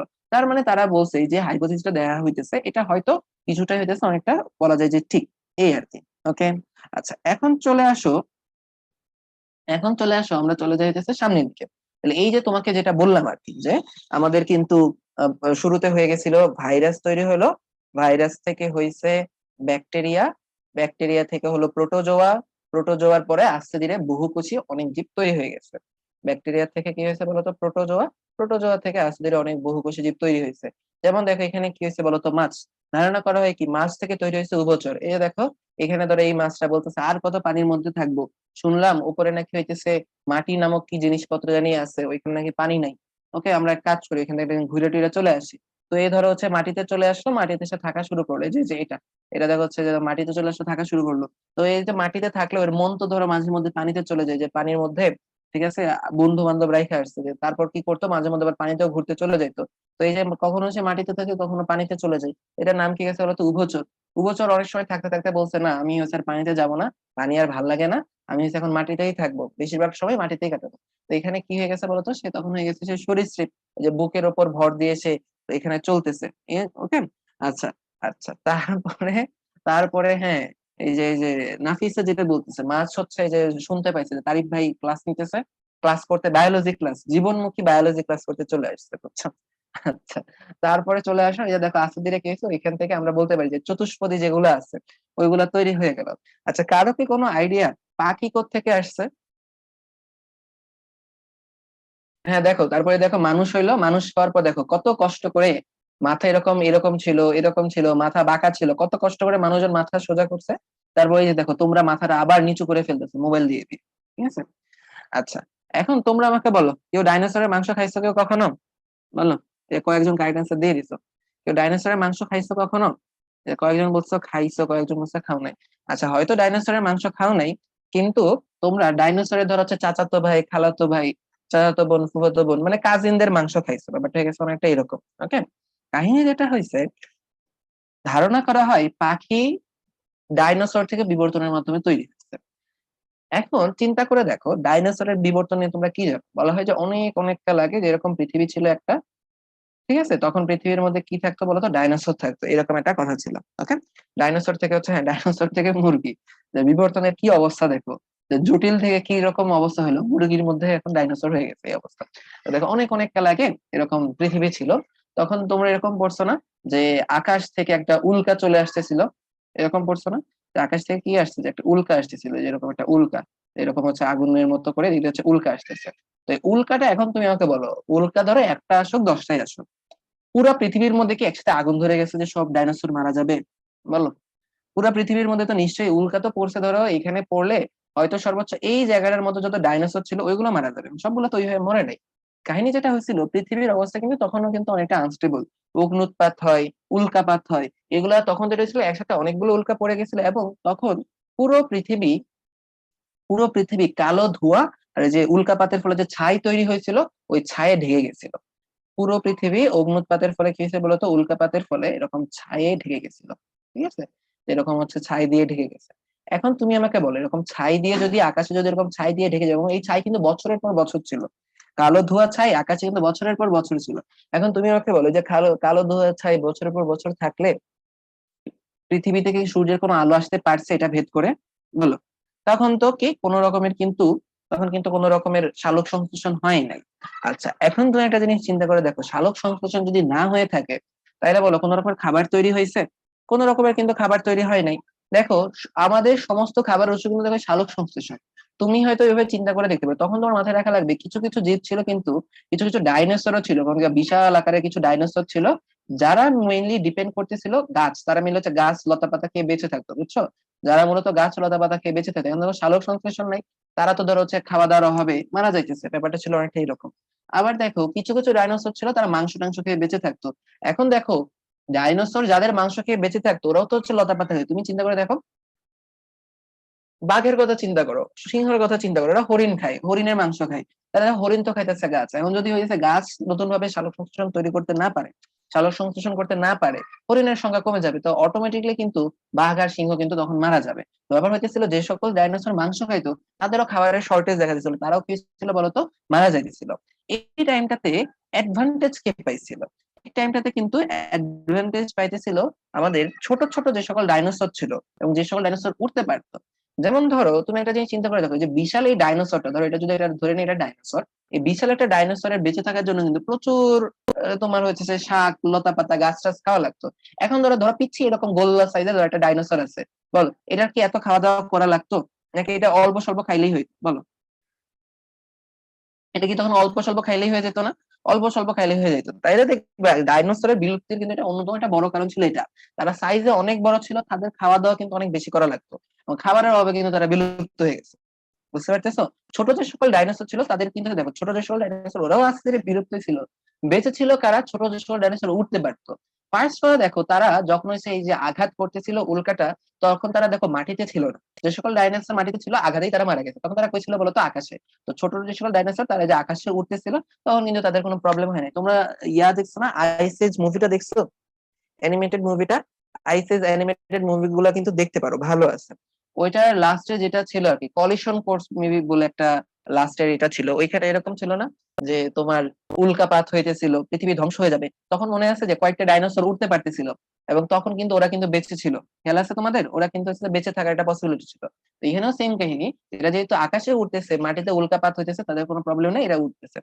এখন এরা উঠতে পারার ফলে আরো একটা সুবিধা তারা পাইছিল, পুরো পৃথিবীতে যে একেবারে যে সালোক সংশ্লেষণ বন্ধ ছিল এরকম না, কোনো কোনো জায়গাতে কিন্তু অল্প স্বল্প করে সূর্যের আলো যাইতে পারতো, এবং সেই অল্প অল্প করে যেখানে সূর্যের আলো যাইতো এখানে কি হয়েছিল বলতো, অল্প অল্প করে সালোক সংশ্লেষণ হইতেছিল। তো এরা অল্প অল্প করে এরকম ঘুরে বেড়াইতো, ঘুরে বেড়ায় দেখতো যেখানে সালোক সংশ্লেষণ হইতেছে, সে যদি হয়েছে তৃণভোজী হয়, লতা পাতা খায়, তাহলে গিয়ে এসে দেখতো এখানে সালোক সংশ্লেষণ হইতেছে, অল্প কিছু গাছ আছে, সেখানে খেয়ে ফেলতো। অথবা দেখতে পাইতেছিল অনেকটা এরকম, সে যদি তৃণভোজী না হয়ে থাকে, সে যদি মাংসাশী হয়, যে মাংস খাবে, তাহলে দেখো এখানে তো লতা পাতা হয়েছে, অন্য কোনো প্রাণী সে নিশ্চয়ই লতা পাতা খাইতেছে, সে কি করতো, সে অন্য প্রাণীটাকে সে হচ্ছে গিলে ফেলতো। তাইলে দেখো এইভাবে যে সকল ডাইনোসর উঠতে পারতো তারা কিন্তু অনেকটা বেঁচে ছিল। ওই যারা হচ্ছে ওই সেই উড়ন্ত দুরন্ত ডাইনোসর থেকে কি আসছে আমাদের, সেই মুরগি টুরগি চলে আসছে, কথা বুঝতে পারছো? বলো। আচ্ছা, মুভিটা বলবো, মুভিটার নাম হলো আইস এইজ। বুঝছো, মুভিটার নাম আইস এজ, তিনটা না চারটার মতো বোধহয় এটার ইয়ে আছে আর কি, তিনটা বা চারটার মতো মুভি আছে, দেখতে পারো। তবে বেস্ট হচ্ছে আমার কাছে যেটা লাগছে একদম শুরুরটা, শুরুরটার অ্যানিমেশন ভালো না, কিন্তু বেস্ট লাগছে আমার কাছে শুরুরটা। আমি মেবি যখন হচ্ছে পিচ্ছে ছিলাম, তোমাদের থেকেও পিচ্ছে ছিলাম, তখন আমি ওই আইস এজ ফার্স্টটা দেখছিলাম, জোস লাগছিল আমার কাছে। আচ্ছা, এখন চলো আমরা হইতেছে সামনের দিকে যাই, সামনের দিকে যাই। আচ্ছা, তাহলে মোটামুটি বুঝতে পারছি। এখন চলে আসো আমরা ডারউইন বা ডারউইনের মতবাদ, এবং তোমাদের পরীক্ষার সৃজনশীল কিন্তু এই ডারউইন বা ডারউইনের মতবাদ থেকে আসে। তো ডারউইনবাদ কি ছিল? ডারউইনবাদের কাহিনী থেকে তোমার হচ্ছে জানা লাগবে কি, যে চার্লস ডারউইনের পরিচয়টা একটু জেনে রাখো, যে ইংল্যান্ডের একজন মানুষ ছিল চার্লস ডারউইন। এবং ইংল্যান্ড তখন দেখো সে জন্ম নিয়েছিল কত দিকে, দেখো 1809 থেকে 1882। চারিদিকে তখন কিন্তু ইংল্যান্ডের জয় জয়কার অবস্থা, তারা ইন্ডিয়া দখল করে নিছে, ভারতবর্ষ দখল করছে, তারা দেখবে হচ্ছে তখন তোমার আফ্রিকা দখল করতেছে, ওকে। তারপর তারা দেখো তখন কি করতেছে, নিউজিল্যান্ড অস্ট্রেলিয়া এগুলো দখল করে নিতেছে। তারা তো তখন মেবি তোমার ওই যে কি যেন আমেরিকাতে মেবি কিছু জায়গায় তারা স্বাধীনতা দিচ্ছে। তো ব্যাপারটা ছিল অনেকটা এইরকম, যে ইংল্যান্ড কিন্তু তখন এসে যারা পৃথিবীতে এসে জয় জয়কার বসছে, এবং ইংল্যান্ড দেখো সে কিন্তু পৃথিবী যেখানেই যাইতেছিল তখন কিন্তু তারা যাইতো, হ্যাঁ তাদের সূর্য অস্ত যায় না। তো তারা দেখবা তখন তারা যখন যাইতো, তো জাহাজ দিয়ে যাইতো, এবং তারা জাহাজে তোমার একজন প্রকৃতিবিদ রাখতো। তো প্রকৃতিবিদের কাজ কি ছিল, তারা ঘুরে ঘুরে প্রকৃতি অবজার্ভ করতো, চারপাশের পরিবেশ অবজার্ভ করতো, অবজার্ভ করে ইনফরমেশন রাখতো, এগুলো হচ্ছে শেখানোর জন্য যে এখানের পরিবেশ এরকম, আমরা হয়তো এখানে এটা, এখান থেকে এটা ইউজ করতে পারি। কারণ দেখো অনেক কিছু কিন্তু তখন অনেকটা আবিষ্কারের অনেক কিছু বাকি আছে। তোমরা যেটা করবা, তোমরা সেবা প্রকাশনের বই পড়ো, সেবা প্রকাশনীর বই পড়ে দেখতে পারো। ওইখানে হচ্ছে আমার একটা টাইমে প্রচুর বই পড়তাম, অনুবাদ বইগুলা। ওই অনুবাদ বইগুলাতে এরকম হচ্ছে আমি কতগুলো বই টই পড়ছিলাম। তো আমার কাছে এগুলো ভালো লাগতো, যে জাহাজে করে করে যাইতেছে, এবং এখনকার মতো মডার্ন জাহাজ না যে ইঞ্জিন দিয়ে চলে যাবে, পালতোলা জাহাজ, বাতাসের উপর নির্ভর করা লাগতেছে। তো এরকম হইতেছে দেখবা, এরকম সেবা প্রকাশনের অনুবাদের বই টই গুলা পড়লে দেখবা জানার কথা, এরকম দেখবা অনেক কাহিনী আছে এগুলো। তো যেটা হইতেছিল যে ওরা পরিবেশ টরিবেশ অবজার্ভ করতো, তো এরকম একজন প্রকৃতিবিদ হিসেবে একটা জাহাজে উঠে গেছিল। জাহাজটার নাম খুব সম্ভবত ছিল মিগল, হার মেজেস্টি বিগল, HMS বিগল, এরকম কিছু একটা ছিল। তো ওই জাহাজে উঠে গেছিল চার্লস ডারউইন প্রকৃতিবিদ হিসেবে, এবং সে প্রকৃতিবিদ হিসেবে সে অনেকগুলা দ্বীপে ভ্রমণ করছে। তোমাদের এখানে জাহাজ দেখা যায় যে গ্যালাপেগোস দ্বীপপুঞ্জের কথা বলা আছে, এগুলা ঘুরে টুরে সে অনেক ইনফরমেশন কালেক্ট করলো। ইনফরমেশন কালেক্ট করে সে 20 বছর ধরে এরকম ইনফরমেশন কালেক্ট করে বই টই গুছায় সে 1859 সালে একটা বই প্রকাশ করছে। তোমরা ইংলিশ টার্মে ভালো করে পড়বা, origin of species by means of natural selection. কে এটা আবিষ্কার করছে, যে প্রাকৃতিক নির্বাচনের দ্বারা প্রজাতির উত্থান, এই বইটা লিখে ফেলছিল ডারউইন। ওই যে বইয়ের মধ্যে সে অনেক কিচ্ছা কাহিনী লিখছিল, ওই কিচ্ছা কাহিনী গুলাকে তোমাদের বইয়ে 6টা পয়েন্ট আকারে দেয়া আছে, এবং এটা তোমাদের সৃজনশীলের জন্য খুবই ইম্পর্টেন্ট। এটা তোমাদের সৃজনশীলের পরীক্ষাতে আসবে। তাহলে এটা সৃজনশীলের ঘয়ের জন্য ভালো করে এই পয়েন্ট গুলা পড়ে ফেলবা, বর্ণগুলো পড়ে ফেলবা। তাহলে দেখো ডারউইন কি কথা বলছিল। ডারউইন ফার্স্টে বলছিল আমাদের যে পৃথিবী আছে, পৃথিবীতে যে সকল জীব আছে, তারা অত্যধিক হারে বংশবৃদ্ধি করতে চায়। ওকে, অত্যধিক হারে বংশবৃদ্ধি করতে চায়, অত্যধিক হারে বংশবৃদ্ধি করতে চায়, এই কথাটার মানে কি? তুমি দেখবা ইলিশ মাছের ডিম দেখছো, বলো ইলিশ মাছ কি বলতো লাখ লাখ ডিম পারে না একটা ইলিশ মাছ? একটা ইলিশ মাছের পেটের মধ্যে দেখবা কিন্তু লাখ লাখ হাজার হাজার ডিম। একটা ইলিশ মাছের পেটের মধ্যে কিন্তু লাখ লাখ হাজার হাজার ডিম। এখন তুমি আমাকে চিন্তা করে দেখো, ইলিশ মাছ যে এত এত ডিম পারে, কেন ইলিশ মাছ এত এত ডিম পারে? কারণ হচ্ছে ইলিশ মাছ জানে যে তোমার আর আমার মতো দুষ্ট কিছু মানুষ আছে যারা ডিম খেয়ে ফেলবে। ঠিক আছে, তারপর ডিমটা যদি সে নদীতে ছেড়েও দেয়, ওইখানেও দেখা যাবে কিছু মাছ এসে, কিছু কীটপতঙ্গ এসে তার ডিমগুলো খেয়ে ফেলবে। অথবা ডিম থেকে যদি বাচ্চা ফুটে বেরো হয়, অনেকগুলা বাচ্চা কি করতে পারবে না বলতো, ওই নদীর পরিবেশের সাথে সার্ভাইভ করতে পারবে না, ম্যাচ করতে পারবে না, এবং তখন কি হবে, অনেক বাচ্চা মারা যাবে। যেহেতু এরকম ভাবে বাচ্চা যদি মারা যায়, এখন তুমি চিন্তা করো ইলিশ মাছ যদি ডিম দিতই একটা, তাহলে দেখো ওইটা মারা গেলে কিন্তু একসময় ইলিশ মাছের প্রজাতি বিলুপ্ত হয়ে যেত। প্রত্যেকটা প্রজাতিই চায়, প্রত্যেকটা জীবই চায় তার প্রজাতিটাকে হচ্ছে পৃথিবীর বুকে টিকায় রাখতে। তাই ইলিশ মাছ কি করে, প্রচুর প্রচুর প্রচুর হচ্ছে ডিম ছাড়বে, যে যত বেশি আমি ডিম দিব তত বেশি কি হবে, আমার টিকে থাকার পসিবিলিটি বেড়ে যাইতেছে। এই হয়েছে আর কি অবস্থা। একটা আম গাছের কথা চিন্তা করে দেখো, আম গাছ যদি প্রজনন করতে চায়, চিন্তা করে দেখো, জাস্ট একটা ফুল আসলো, একটা আম হইলো, একটা আম গাছে একটা আম গাছ হলো, তাইলেই কিন্তু এনাফ, তার কিন্তু টিকে থাকা হইতেছে। কিন্তু এটা কি একটা হয় নাকি হচ্ছে বলতো, হাজার হাজার লাখ লাখ ফুল আসে, হাজার হাজার লাখ লাখ ফুল আসে, কারণ সেই জানে সার্ভাইভ করা যাবে না। তোমরা বললাম তো সব গুলা থেকে কিন্তু হচ্ছে আম হবে না, আর আম হইলেও দেখো হচ্ছে গাছ হবে না। কথা বুঝতে পারতেছি? আচ্ছা, এখন তুমি দেখো এইটা মোটামুটি হয়তো বুঝতে পারছি যে অত্যধিক হারে সবাই কি করতে চায়, বংশবৃদ্ধি করে। এখন দেখো বংশবৃদ্ধি অত্যধিক হারে এরা করে বসে আছে, কিন্তু পৃথিবীর আকার কি বাড়তেছে বলো? এই যে এত এত ইলিশ মাছ হবে, এত এত আম গাছ হবে, এগুলো ধরে রাখার জন্য পৃথিবীতে কি বলতো জায়গা কি ইনাফ আছে? পৃথিবীর জায়গা তো হচ্ছে লিমিটেড, পৃথিবী কিন্তু হচ্ছে লিমিটেড। তাহলে দেখো আমাদের বাসস্থান কিন্তু সীমিত, এবং জায়গা যেহেতু লিমিটেড, খাদ্য কি বলতো সীমিত। তাইলে আমাদের মাথায় রাখা লাগবে খাদ্য আর বাসস্থান সীমিত থাকে। আচ্ছা, খাদ্য আর বাসস্থান সীমিত কিন্তু জীব তো বেশি হয়ে যাইতেছে, তখনই কি হয় বলতো, অস্তিত্বের জন্য সংগ্রাম হয়ে যায়। যে আমরা যেহেতু জন্ম যেহেতু হয়েই গেছে, কিন্তু বেঁচে তো থাকা লাগবে। তাহলে কে বেঁচে থাকবে? যে আমরা এখন হচ্ছে মারামারি কাটাকাটি করব, সবাই তো একসাথে বেঁচে থাকা পসিবল না, কারণ দেখো সবার বেঁচে থাকার জন্য খাবারও নাই, জায়গাও নাই, যে হচ্ছে তুমি শেয়ার করবা, শেয়ার করে করে হচ্ছে বেঁচে থাকবে, ওটা এরকম না। তো দেখা যাইতেছে যে সংগ্রাম শুরু হয়ে যায়, যে কে বেঁচে থাকবে কে মারা যাবে। এখন সংগ্রাম হয় 3 রকমের, পরীক্ষাতে মিলিয়ে দেখা যায় এই পয়েন্টটা বেশি আসে তোমাদের, যে অস্তিত্বের জন্য সংগ্রাম, আর হলো যে হচ্ছে প্রাকৃতিক নির্বাচন, এই 2টা পয়েন্ট বেশি আসে। সবগুলাই আসে, বর্ণনা চাই সবগুলাই, কিন্তু এই 2টা হচ্ছে বেশি ইম্পর্টেন্ট। যদি সিঙ্গেল হিসেবে দিয়ে দিতে চাই, এই 2টা দিয়ে দিতে পারে। ওকে, তাহলে দেখো সংগ্রাম কি আছে, আন্তঃপ্রজাতিক সংগ্রাম, অন্তঃপ্রজাতিক সংগ্রাম, আর আছে পরিবেশের সঙ্গে সংগ্রাম। তোমরা আন্ত আর অন্ত এই 2টা শব্দ বুঝো? আমাকে বলো তো, আন্ত আর অন্ত এই 2টা শব্দ বুঝো? আচ্ছা, ধরো 2টা স্কুল আছে এখানে। আচ্ছা, অনেকে বলো বুঝতেছি, অনেকে বলে বুঝি না। ধরো 2টা স্কুল আছে এখানে। আচ্ছা, এইটা ধরো আমাদের একটা স্কুল, আর ধরো এখানে আমরা আরেকটা স্কুল নেই, এটা ধরো তোমার আরেকটা স্কুল।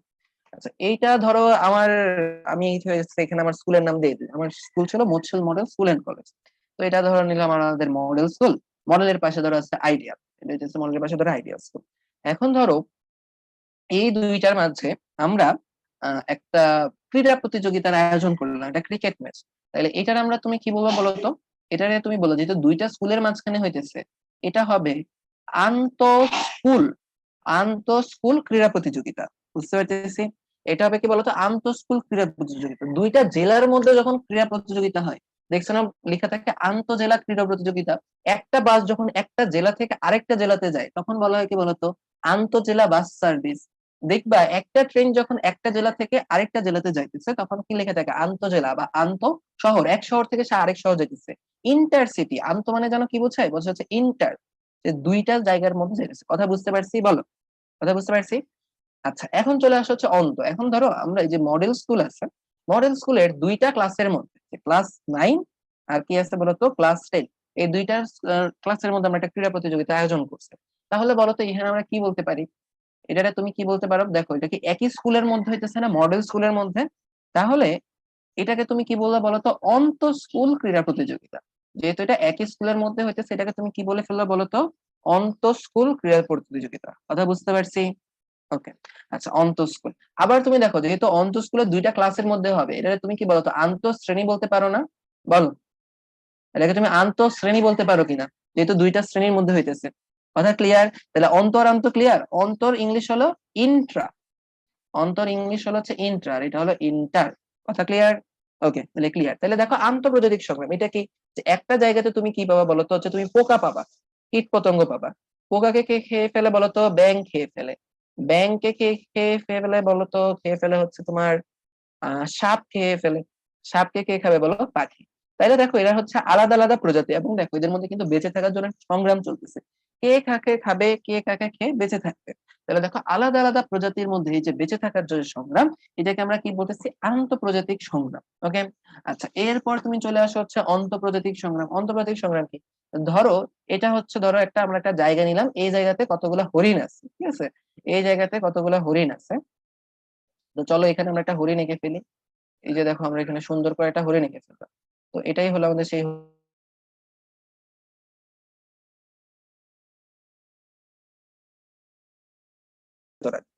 তাহলে ধরো এখানে হচ্ছে হরিণ। এখন ধরো এখানে অনেকগুলা ধরো হরিণ আছে। এখন এখানে ধরো ঘাস যতগুলো আছে, এর থেকে যদি হরিণের সংখ্যা বেড়ে যায়, ঘাস যত আছে, যত ধরো ঘাস আছে, এর থেকে ধরো যদি হচ্ছে হরিণের সংখ্যা বেড়ে যায়, তখন তুমি আমাকে বলো হরিণ গুলার মধ্যে তখন কি মারামারি কাটাকাটি শুরু হবে কি, যে কোন হরিণ বেঁচে থাকবে। তখন দেখো, তখন বলো, তখন এদের মধ্যে হচ্ছে যে সংগ্রামটা হবে, ওই সংগ্রামটা কি বলো, অন্তঃপ্রজাতিক সংগ্রাম না? হরিণ একটা প্রজাতি, তার মধ্যে সংগ্রাম। তখন এটা আমরা কি বলবো বলতো, অন্তঃপ্রজাতিক সংগ্রাম। কথা ক্লিয়ার? বুঝতে পারছি? তখন এটাকে আমরা অন্তঃপ্রজাতিক সংগ্রাম বলে ফেলবো। এখন দেখো, এই যে এত মারামারি কাটাকাটি, এর মধ্যে কি হয় বলতো, এর মধ্যে মাঝে মাঝে উপর থেকে ঠাডা ঠুডা পড়ে যায়, ঝড় হয়, বৃষ্টি হয়, বন্যা হয়, খরা হয়, তখনও কি হয়, অনেক জীব মারা যায়। তাহলে দেখো, ওই যে সংগ্রাম হয়েছে, ঝড়, তোমার হচ্ছে বজ্রপাত, বৃষ্টি, ঠিক আছে, এইগুলোর সাথে যে সংগ্রাম হইতেছে, এটা তুমি কি বলবো বলতো, পরিবেশের সাথে সংগ্রাম। তাহলে সংগ্রাম কয় প্রকার? সংগ্রাম হলো 3 প্রকার: আন্তঃপ্রজাতিক, অন্তঃপ্রজাতিক, আর হলো পরিবেশের সাথে সংগ্রাম। ওকে। আচ্ছা, এতটুকু যদি হয়, তারপরে চলে আসো হচ্ছে তুমি প্রকরণ বা জীবদেহের পরিবর্তন। আচ্ছা রামিম, এখন ওরাও যদি এই কথা মানে যে দুটি সন্তানের বেশি নয়, একটি হলে ভালো হয়, তাহলে তো পরে তুমি বিপদে পড়ে যাবে মিয়া। মুরগি যদি বলে যে দুটি ডিমের বেশি নয়, একটি ডিম হলে ভালো হয়, বলে পরে হচ্ছে তুমি ডিম থেকে খাওয়া বলো। ঠিক আছে, গরু ছাগল যদি বলে যে আমি হইতেছে দুইটা বাছুরের বেশি দিব না জীবনে, পরে হচ্ছে তুমি বাছুর থেকে বলো, তাহলে ওইখানেও কিন্তু প্রবলেম আছে। বুঝতে পারছো? আচ্ছা, এখন তুমি এইদিকে আসো। তাইলে এখন দেখো, প্রকরণ বা জীবদেহে পরিবর্তন, প্রকরণ বা জীবদেহে পরিবর্তন এটা আবার কি? এখন তোমরা এই এই জিনিসটা এসে বুঝতে চাও না যে প্রকরণ বলতে কি বোঝায়, প্রকরণটা নিয়ে এসে পেঁচাও। এখন বইয়ে যদিও কঠিন কঠিন ভাষায় বলা আছে প্রকরণ, দেখো প্রকরণের ইংলিশ দিয়ে রাখছে ভ্যারিয়েশন। প্রকরণের ইংলিশ দিয়ে রাখছে হচ্ছে ভ্যারিয়েশন। ভ্যারিয়েশন শব্দটা কোথেকে এসেছে? ভ্যারাইটি। আচ্ছা দেখো, ভ্যারাইটি বলতে কি বোঝায় জানো? প্রকরণ বলতে সিম্পলি কি বোঝায়? বোঝায় হচ্ছে প্রকার। তুমি দেখো, আমরা সবাই মানুষ, কিন্তু আমাদের মধ্যে বলতো আলাদা আলাদা প্রকারভেদ আছে না? তোমার সব বৈশিষ্ট্য আর আরেকটা মানুষের সব বৈশিষ্ট্য সবকিছু মিলে যায়? মিলে যায় নাকি? তোমার আর আরেকটা মানুষের সব বৈশিষ্ট্য কিন্তু মিলে না। তাহলে দেখো, মানুষের মধ্যে কিন্তু অনেক প্রকারভেদ আছে। এটাকে বলছে কি বলতো? প্রকরণ। এক একটা আলাদা আলাদা বৈশিষ্ট্য আছে, এটা আমরা কি বলছি বলতো? প্রকরণ। আচ্ছা, তোমাদের বইয়ে দেখবা কি বলা আছে, তোমাদের বইয়ে দেখবো হচ্ছে বিটল পোকার কথা বলা আছে। বিটল পোকা নামে একটা পোকা ছিল, ওই পোকাটার প্রকারভেদ ছিল দুইটা, ওইটার মধ্যে দুইটা প্রকরণ ছিল। এক ধরনের বিটল পোকা ছিল যাদের কালার ছিল সবুজ, যাদের কালার ছিল সবুজ। ওকে, এক ধরনের বিটল পোকা ছিল সবুজ কালারের। আরেক ধরনের বিটল পোকা ছিল তাদের কালার ছিল বাদামি। ওকে, ব্রাউন কালারের কিছু বিটল পোকা ছিল। এখন পোকারে কে খাবে বলো? পোকারে খাবে তো হচ্ছে পাখি। কাহিনী হইলো এরা যে জায়গাতে থাকতো, যে ধরো কাঠের আশেপাশে, মাটির আশেপাশে, ওদের হচ্ছে ব্যাকগ্রাউন্ডটা ছিল বাদামি কালারের, বুঝছো? ব্যাকগ্রাউন্ডটা ছিল বাদামি কালারের। এখন ব্যাকগ্রাউন্ড বাদামি কালারের হওয়ার ফলে তুমি আমারে বলো তো কোন পোকাগুলা, কোন কালারের পোকাগুলা ইজিলি পাখির চোখে ধরা পড়বে? বলো, কোন কালারের পোকাগুলো ইজিলি পাখিদের চোখে ধরা পড়বে? গ্রিন কালারের গুলা। তো তখন যেটা হচ্ছে, তাহলে বুঝতে পারতেছো যে এখানে প্রকরণ দুইটা, এখানে প্রকরণ কিন্তু দুইটা।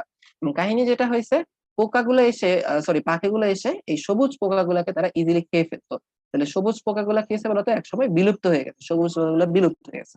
এখন তুমি আমাকে বলো, এখানে বিলুপ্ত হয়ে গেল সবুজ পোকা, কে বিলুপ্ত হবে এটা কে ডিসাইড করছে? সবুজ বা বাদামি? কোনটা বিলুপ্ত হবে এটা কে ডিসাইড করে দিচ্ছে বলতো? এটা ডিসাইড করছে কে? এটা ডিসাইড করে দিছে আমাদের, ডিসাইড করে দিছে কিন্তু পাখি। ওকে, ডিসাইড করে দিছে কে বলতো? পাখি ডিসাইড করে দিছে। তাহলে দেখো, পাখি সিলেক্ট করতেছে কে বেঁচে থাকবে কে মারা যাবে। এখন বলো, পাখি কি প্রকৃতির একটা অংশ কিনা? পাখি কিন্তু প্রকৃতির একটা অংশ। তাহলে আমরা কিন্তু বলতে পারি প্রকৃতি এটা নির্বাচন করতেছে। যদি আমরা এইভাবে চিন্তা করি, প্রকৃতি কিন্তু নির্বাচন করতেছে কোন প্রজাতিটা বেঁচে থাকবে, কোন প্রজাতিটা হয়েছে কি বলতো হচ্ছে মারা যাবে। এই হইতেছে আর কি বিষয়টা, কথা বুঝলাম? তাহলে দেখো, এই যে প্রকৃতি নির্বাচন করে দিচ্ছে কে বেঁচে থাকবে কে মারা যাবে, এটাকে আমরা বলতেছি প্রাকৃতিক নির্বাচন। এবং তুমি খেয়াল করে দেখো যে সবুজ গুলা গায়েব হয়ে গেছে, এর মাধ্যমে দেখো টোটালি কিন্তু নতুন একটা প্রজাতি তৈরি হয়ে গেল, আমাদের বাদামি রঙের বিটল প্রকার প্রজাতি। এটা ভেবেই আস্তে ধীরে কি হয় বলতো, প্রাকৃতিক নির্বাচনের মাধ্যমে আস্তে ধীরে তৈরি হয়ে যায় আমাদের নতুন একটা প্রজাতি। কথা ক্লিয়ার? বলো, কথা ক্লিয়ার কিনা? ডারউইনবাদ ক্লিয়ার? ওকে, ডারউইনবাদ ক্লিয়ার। ডারউইনবাদ ক্লিয়ার হলে চলে আসো, আমরা এখানে চলে আসি যে নতুন প্রজাতির উৎপত্তি। আচ্ছা, নতুন প্রজাতির উৎপত্তি তিনটা ওয়েতে হইতে পারে। এর মূল প্রজাতি থেকে পৃথক হয়ে যাওয়া, সংকরায়ন, আর একটা হচ্ছে কি ক্রোমোজোমের সংখ্যা বৃদ্ধি। এর মধ্যে লাস্ট পয়েন্টটা সবার আগে বলি, লাস্ট পয়েন্টটা তোমরা অলরেডি পড়ে আসছো। তোমাদের খেয়াল আছে যে চ্যাপ্টার 3 পড়ার সময় তোমরা পড়ছিলা যে মিওসিস কোষ বিভাজনের সময় কখনো কি হইতে পারে, ক্রোমোজোম সংখ্যা কিন্তু অর্ধেক হয় না, তখন যেটা হয় জাইগোটে কি হয়, ক্রোমোজোমের সংখ্যা ডাবল হয়ে যায়, তখন নতুন প্রজাতি তৈরি হয়। খেয়াল আছে? যে ব্যাং হয়েছে, তৈরি হয়ে গেছিল, এরকম কিন্তু ব্যাং তৈরি হয়ে গেছিল, তাই না? তাহলে এই যে দেখো, যেখানে ব্যাং তৈরি হয়ে গেছিল, আচ্ছা ব্রেক দিব। আচ্ছা, কাহিনী যদি এরকম হয়, ব্রেক না দিয়ে যদি আমরা ক্লাসটা দ্রুত শেষ করে দিই, ওটা ভালো হয় না? রোজার সময় আমরা ব্রেক না দিয়ে ধরো হইতেছে একটু আগে ভাগে ক্লাস শেষ করে দিলাম, আমরা একটু তাহলে হচ্ছে একটু আগে ভাগে শেষ করে দিব। ওকে, ব্রেক লাগবে না, দেখবে একটু পরেই ক্লাস শেষ। আচ্ছা, তাহলে এখন চলে আসো এইদিকে। আচ্ছা, তাহলে দেখো যেটা বলতেছিলাম, উম আমাদের ক্রোমোজোমের সংখ্যা বৃদ্ধি হয়, তাহলে এটা তো তোমরা জানো যে ক্রোমোজোমের সংখ্যা বৃদ্ধির মাধ্যমে কি হতে পারে, নতুন প্রজাতি তৈরি হয়ে যেতে পারে। আবার দেখো, সংকরায়নের ফলেও কি হতে পারে, নতুন প্রজাতি হতে পারে। সংকরায়ন কি? তুমি ধরো এখানে একটা এ টাইপের একটা জীব নিছো, বি টাইপের একটা জীব নিছো, এই দুইটার মধ্যে হচ্ছে মিক্স করে হচ্ছে প্রজনন করলা, প্রজনন করে কি হলো, ধরো হচ্ছে নতুন করে সি তৈরি হলো, এটা নতুন একটা প্রজাতি হয়ে গেলো, সংকরণের মাধ্যমে হতে পারে।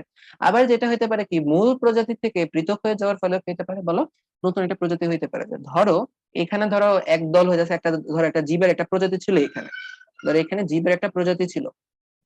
ওকে, ধরো এখানে আমরা কি নিলাম, যে ধরো এখানে আমরা একটা পাখি নিলাম। ওকে, ধরো এখানে হইতেছে আমরা কিছু পাখি নিলাম, এগুলো ধরো সাইবেরিয়া থেকে উড়ে আসা পাখি। সাইবেরিয়া থেকে যে শীতকালে যে উড়ে টুড়ে আসে, ঘুরে টুরে ধরে উড়ে টুরে আসে, এরকম একটা পাখি। এরা ধরো এখন বাংলাদেশে আসলো, এটা ধরো হচ্ছে রাশিয়া, আর এটা ধরো হচ্ছে বাংলাদেশ। এটা বাংলাদেশ থেকে, রাশিয়া থেকে পাখি এখন বাংলাদেশে আসছে। শীতকাল শেষ, শীতকাল শেষে এখন ধরো কিছু পাখি, মোটামুটি ধরো নর্মালি সব পাখি ধরো ফেরত যাওয়ার কথা ছিল, সব পাখি আসলে ফেরত যায়। ধরো এইবার কি করলো, কতগুলো পাখি, যে এই যে কতগুলো টুকটাক পাখি আছে সেগুলো রয়ে গেল, বাকিগুলো হচ্ছে রাশিয়াতে ফেরত গেল। এখন তুমি আমারে বলো, এখানে যে পাখিগুলা বাংলাদেশে রয়ে গেল, এভাবে ধরো এই পাখিগুলার প্রজাতিগুলো বা বাচ্চা কাচ্চা গুলা ধরো হচ্ছে হাজার হাজার বছর ধরে বাংলাদেশে রয়ে গেল, তাহলে তুমি আমাকে বলো তো বাংলাদেশ আর রাশিয়ার এনভায়রনমেন্ট কি এক? বলো, বাংলাদেশ আর রাশিয়ার এনভায়রনমেন্ট কি এক? বাংলাদেশ আর রাশিয়ার এনভায়রনমেন্ট তো এক না। তো কাহিনী যেটা হবে, এদের কিন্তু হচ্ছে চেঞ্জ হবে। দেখো, রাশিয়ার যে পাখিগুলো আছে ওইগুলোর মধ্যেও হয়তো চেঞ্জ হবে, কিন্তু বলো দুইটার চেঞ্জ কি একই রকমের হবে? হলো, দুইটার চেঞ্জ কি একই রকম হবে? দুইটার প্রকৃতি কি সেম? দুইটার প্রকৃতি সেম না। দুইটা যে ন্যাচারাল সিলেকশন, দুইটা ন্যাচারাল সিলেকশনও কিন্তু সেম টাইপেরও কিন্তু হবে না। ওকে, আচ্ছা, তাইলে যেটা হবে তুমি দেখতে পাবা যে রাশিয়াতে হয়তো একরকমের প্রজাতি তৈরি হবে, আর এখানে কিছু বলতো যে বাংলাদেশে যে পাখিগুলো আলাদা হয়ে গেছিল, আইসোলেটেড হয়ে গেছিল, তো আইসোলেটেড হয়ে যাওয়া পাখিগুলোর তখন কি হবে, নতুন একটা প্রজাতি তৈরি হবে। তাহলে দেখো এটাই কিন্তু বলা আছে যে মূল প্রজাতি থেকে পৃথক হয়ে যাওয়ার ফলে কি হতে পারে, নতুন প্রজাতি তৈরি হয়ে যেতে পারে। বুঝতে পারছি? আচ্ছা, এটা যদি বুঝতে পারি তারপরে চলে আসো। এরপরে দেখো প্রজাতির টিকে থাকা বিবর্তনের গুরুত্ব, এই যে আমরা যেটা বলছিলাম, যে যারা বিবর্তন মানে কি অ্যাডাপ্টেশন, যারা হইতেছে তোমার অভিযোজন করতে পারবে, অ্যাডাপ্টেশন করতে পারবে, তারা কিন্তু টিকে যাবে। দেখো ডাইনোসর, তারা কিন্তু অ্যাডাপশন করতে পারেনি, তারা কিন্তু অ্যাডাপ্টেশন করতে পারেনি, যে নতুন নতুন হয়ে যাচ্ছে, যে অল্প অল্প খেয়ে কোনো রকম ভাবে বেঁচে থাকবে, বৈশিষ্ট্য চেঞ্জ করে বেঁচে থাকবে, এটা কিন্তু ডাইনোসর করতে পারেনি, তারা বিলুপ্ত হয়ে গেছে। আর যারা হইতেছে এরকম অ্যাডাপ্টেশন করতে পারছে তারাই কিন্তু টিকে ছিল। ওকে। আচ্ছা, তারপর চলে আসো, আমরা এখানে চলে আসি পোল কোয়েশ্চেন। আচ্ছা, পোল কোয়েশ্চেন থেকে তোমরা আমাকে এই কোয়েশ্চেনটার অ্যান্সারটা দিয়ে দাও তো দেখি। বলো, পৃথিবীতে শনাক্ত হওয়া প্রজাতির সংখ্যা কত?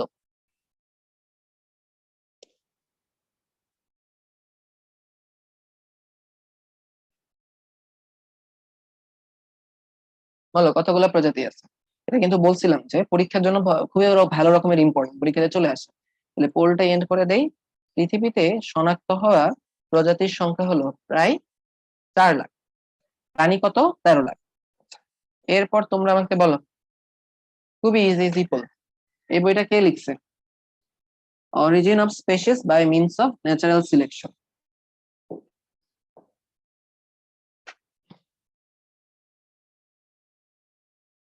বাহ, খুবই ভালো।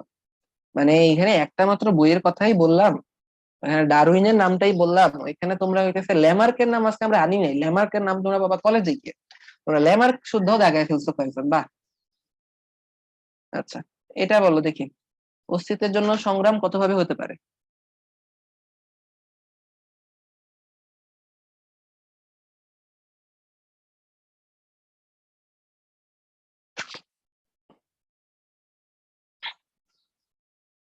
আচ্ছা, তাইলে এই পোলটাও আমি এন্ড করে দিতেছি। অস্তিত্বের জন্য সংগ্রাম কত রকমের হইতে পারে? অস্তিত্বের জন্য সংগ্রাম হতে পারে 3 রকমের। 3 ধরনের সংগ্রাম হতে পারে আমাদের অস্তিত্বের জন্য সংগ্রাম। ওকে, কথা ক্লিয়ার? আচ্ছা, এটা যদি হয়ে যায় এবং এর সাথে সাথে মোটামুটি আমাদের আজকের ক্লাসের পড়াশোনা শেষ। আশা করি তোমরা আজকের ক্লাসের টপিক গুলা বুঝতে পারছো। এখন কাহিনী যেটা হইলো, আমরা তোমাদের কাছে কিছু হ্যান্ড রেজ নিব, তবে হ্যান্ড রেজ নেওয়ার সময় নেওয়ার আগে কতগুলো কথা বলে নিই। অবশ্যই হইতেছে হ্যান্ড রেজ নিলে তোমরা যে কোয়েশ্চেন গুলো করবা, টপিক রিলেটেড কোয়েশ্চেন করবা। এই রিলেটেড কোয়েশ্চেন আমি আশা করবো তোমরা করবা না, যে ভাইয়া আমরা হইতেছে বিবর্তন বিশ্বাস করব কি করব না। আমি কিন্তু আমার ক্লাসের মধ্যে কথাবার্তা গুলো কিন্তু ক্লিয়ার করে দিচ্ছি। বিজ্ঞানকে বিজ্ঞানের জায়গায় রাখো, তো আমাদের ধর্মকে ধর্মের জায়গায় রাখো। ব্যাপারটা হচ্ছে এরকম, বইয়ে দেওয়া আছে, পড়া লাগবে। তো এখানে হইতেছে আশা করবো এরকমের কোয়েশ্চেন কেউ করবা না, যে ভাই এটা কি করবো, এটা মানবো কি মানবো না, এখানে তো বিরোধ আছে, এটা কি হবে না আছে। এই বিরোধের দেখো কাহিনী হয়েছে, দেখো তোমার বিরোধ কিন্তু এখনোই চলতেছে, এখনো কিন্তু বিরোধ আছে, একদম কিন্তু হচ্ছে পিওরলি করে কেউ বলতে পারছে না এটাই হবে বা এটাই হবে। ব্যাপারটা কিন্তু এখনো চলতেছে। তো তুমি আমারে বলো আমি কোন লেভেলের জ্ঞানী মানুষ হয়ে গেছি, তোমার বিরোধ এখন আমি তোমার সলভ করে দিয়ে দিতে পারবো। ব্যাপারটা হইতেছে এইটা। তো এইরকম জিনিসপত্র আমার সাথে হইতেছে এরকম ভাবে আশা করি করবা না, বা এরকম কোয়েশ্চেন করবা না আর কি। যদি টপিক রিলেটেড কোনো কোয়েশ্চেন হয় তাহলে তোমরা হ্যান্ড রেজ করতে পারো। ওকে। আচ্ছা, তাহলে আমি এখানে এসে হ্যান্ড রেজ করে অপশনটা চালু করে দিলাম, যাদের কোয়েশ্চেন আছে তারা হ্যান্ড রেজ করো। আচ্ছা, দেখি আমাদের সাথে হ্যান্ড রেজ করেছে কি, আমাদের সাথে আছে মাহাথি। রাতুল ভাই ক্যাম্প আসসালামু বেল আলাইকুম। বায়োলজি বইটা পড়তে পারো। ওয়ালাইকুম আসসালাম মাহাথির, কেমন আছো? আলহামদুলিল্লাহ ভাই, আপনি কেমন আছেন? এই তো আলহামদুলিল্লাহ। মাহাথির বলো, তোমার কি প্রশ্ন? ভাইয়া, বিবর্তনের একটা ভালো সংজ্ঞা বলে দেবেন? কিসের সংজ্ঞা? বিবর্তনের একটা ভালো সংজ্ঞা। আচ্ছা, বিবর্তনের একটা ভালো সংজ্ঞা। আচ্ছা, বিবর্তনের সংজ্ঞা আমি তোমাদের বই থেকেই বলি। তোমরা 271 নম্বর পেজে গেলে তোমাদের বইয়ে দেখবা যে এরকম একটা কথা বলা আছে, একটা লাইন আছে, যে ধীর অবিরাম চলমান পরিবর্তন দিয়ে একটা সেন্টেন্স শুরু হয়েছে, তাকে বিবর্তন বা ইভলিউশন বলে। তাহলে তোমরা এটাকেও সংজ্ঞা হিসেবে ইউজ করতে পারো। অথবা যে দেখবা এই প্যারার একদম লাস্টে কার্টিস বার্নসের যে সংজ্ঞাটা আমরা যেটা বলছি অ্যালিল ফ্রিকোয়েন্সির পরিবর্তন, ওইটাকেও সংজ্ঞা হিসেবে ইউজ করতে পারো। বুঝতে পারছি? জি ভাইয়া, ধন্যবাদ ভাইয়া, ঠিক আছে। আচ্ছা, তোমাকেও ধন্যবাদ মাহাথির। আচ্ছা, মাহাথিরের পরে আমরা চলে যাই ইরশাদের কাছে। আসসালামু ভাইয়া। ওয়ালাইকুম আসসালাম। ইরশাদ, কেমন আছো? ভাইয়া আলহামদুলিল্লাহ ভালো। ভাইয়া আপনি কেমন আছেন? এই তো আলহামদুলিল্লাহ। বলো তোমার কি প্রশ্ন? ভাইয়া আমাদের বইয়ে যে দেওয়া আছে প্রোটিস্টা থেকে প্রোটোজোয়া এবং উদ্ভিদ দুইটাই তৈরি হয়েছে, এই দুইটা কেমনে তৈরি হয়েছে ভাইয়া? আর দুটো তো আলাদা দুই রকমের জিনিস না, উদ্ভিদ হ্যাঁ একটা হ্যাঁ, এবং এখন প্রোটোজোয়া। এখন দেখো ইরশাদ, অলওয়েজ যে তোমার এটা মাথায় রাখা লাগবে। তোমরা যদি বইটা খেয়াল করে দেখি কত নম্বর পেজ, 272 নম্বর পেজ দেখো। জি তোমরা জি কি খেয়াল ভাইয়া। করছো যে 272 নাম্বার পেজে গাছের মতো একটা ছবি আছে? এরকম হচ্ছে আমাদের একটা হচ্ছে হয়তো এককোষী জীব থেকে শুরু হয়েছিল। এখন বিবর্তনের এই ব্যাপারটা তোমার মাথায় রাখা লাগবে এরকম, যেরকম যে লিনিয়ার হইতেছে বিবর্তন এরকম না, যে একটা ফ্লো এটা থেকে এইটা, এটা থেকে এইটা, এটা থেকে এইটা, এরকম না। কাহিনী যেটা হইতেছে হয়তো এখানে আসার পর কিছু কিছু প্রোটিস্টার মধ্যে কি হয়েছে বলতো, ধরো কি হয়েছে, চেঞ্জ হয়ে এদিকে গেছে, কিছু কিছু চেঞ্জ হয়ে ধরো এইদিকে আসছে, এগুলা থেকে ধরো আবার কিছু চেঞ্জ হয়ে এদিকে আসছে, আবার কিছু চেঞ্জ হয়ে এরকম আসছে। বুঝতে পারতেছি যে বিবর্তন তো এরকম লিনিয়ার হবে না, অনেক রকমের বিবর্তন হইতে পারে। বুঝতে পারছি কিছুটা? হ্যালো? হুম, জি ভাইয়া জি ভাইয়া। ভাই আরেকটা রিকোয়েস্ট ছিল ভাই, আমাদের তো জি ভাইয়া। হ্যালো হ্যাঁ হ্যাঁ, বলো ইশাদ, বলো। ভাই, আমার কথা কি শুনে? ইশাদ, তোমার ভাই কথা কেটে কেটে আসছে। ছিল আমাদের বাইরে যেগুলো supply শেষের দিকে, তাহলে- ইশাদ, তোমার কথাগুলো আটকে আটকে আসছে। আচ্ছা, এখন তুমি, শোনা যাচ্ছে ভাইয়া? হ্যালো, হ্যাঁ ইশাদ বলো, এখন বলো। হ্যালো? হ্যাঁ, জি আচ্ছা ভাইয়া, ইশাদ, তাহলে আমি পরে প্রশ্ন। ইশাদ তুমি এক কাজ করো, যেটা হচ্ছে তোমার কোয়েশ্চেনটা চ্যাট বক্সে লিখে ফেলতে পারো, এটা একটা কাজ করতে পারো, অথবা কিউ করে ফেলো। তোমার কথাটা আটকে আটকে আসতেছে, হ্যাঁ। আচ্ছা, ইশাদের পরে চলে যাই আমরা সামির কাছে। আসসালামু আলাইকুম ভাইয়া। ওয়ালাইকুম আসসালাম, সামি কেমন আছো? আলহামদুলিল্লাহ ভাই, আপনি ভালো আছেন? এই তো আলহামদুলিল্লাহ, বলো তোমার কি প্রশ্ন? ভাইয়া, জীব সৃষ্টির সময় তো অক্সিজেন ছিল না, তাহলে ভাইয়া শ্বসনটা কি অবাধ শ্বসন হইতো? হ্যাঁ হ্যাঁ, শুরুতে অবাধ শ্বসন হতো আর কি, পরে তাহলে যখন ভাইয়া হ্যাঁ বলো। তাহলে ভাইয়া অক্সিজেনটা কিভাবে সৃষ্টি হয়েছে? অক্সিজেনটা ওই যে আমরা তো বললাম, তারপরে যেটা হয়েছে হঠাৎ করে তোমার কিছু কিছু জীব তৈরি হলো যাদের বডিতে ক্লোরোফিল নামক একটা যৌগ আছে। তো ওরা ক্লোরোফিল যাদের ছিল তারা সালোক সংশ্লেষণ শুরু করলো, এবং সালোক সংশ্লেষণের মাধ্যমে অক্সিজেনটা তৈরি হওয়া শুরু হয়েছে। বুঝতে পারতেছি? তাহলে ভাই, সালোক সংশ্লেষণ তো অক্সিজেন ছাড়া সম্ভব না, তাহলে এটা কিভাবে হয়েছে? এই সালোক সংশ্লেষণ অক্সিজেন ছাড়া সম্ভব না তো, এটা না তো। শ্বসন অক্সিজেন ছাড়া সম্ভব না, কথা বুঝতে পারছো?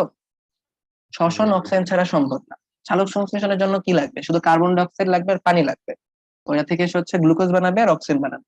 তো সালোক সংশ্লেষণ শুরু হওয়ার পরে তখন হচ্ছে ওই মুক্ত অক্সিজেনটা বায়ুমণ্ডলে আসছে। বুঝতে পারছি? জি ভাইয়া, বুঝছি ভাইয়া। থ্যাংক ইউ ভাইয়া। ওয়েলকাম সামি।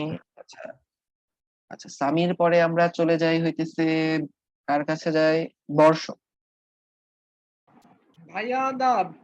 আদাব, বর্ষ কেমন আছো? ভাইয়া ভালো আছি, আপনি কেমন আছেন? এই তো আলহামদুলিল্লাহ, বলো তোমার কি প্রশ্ন? আচ্ছা ভাইয়া, ওই যে আচ্ছা ভাই, ওই যে ডাইনোসর যে বিলুপ্ত হয়ে গেছে, যে তাহলে যে এই এত লক্ষ লক্ষ বছর পার হয়ে গেলেও এখন ওই এদের হাড়গুলা টিকে আছে কিভাবে? আচ্ছা বর্ষ, এটা হইতেছে এটার কিছুটা অ্যান্সার তোমরা ইয়াতে পাবা, তোমাদের কেমিস্ট্রি ইয়াতে পাবা। যেটা হইতেছে এদের হাড়গোড় গুলা কি বলতো, মাটির নিচে চাপা পড়ে গেছে না?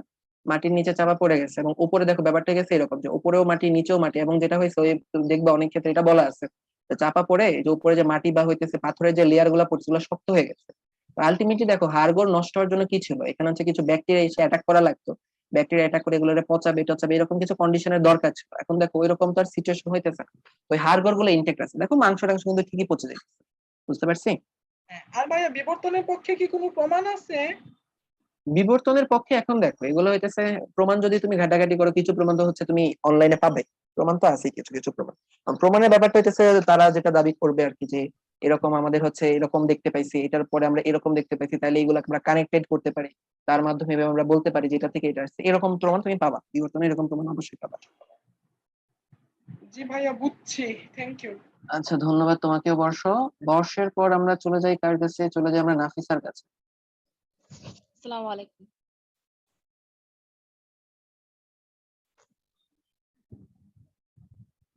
হ্যালো। হ্যালো?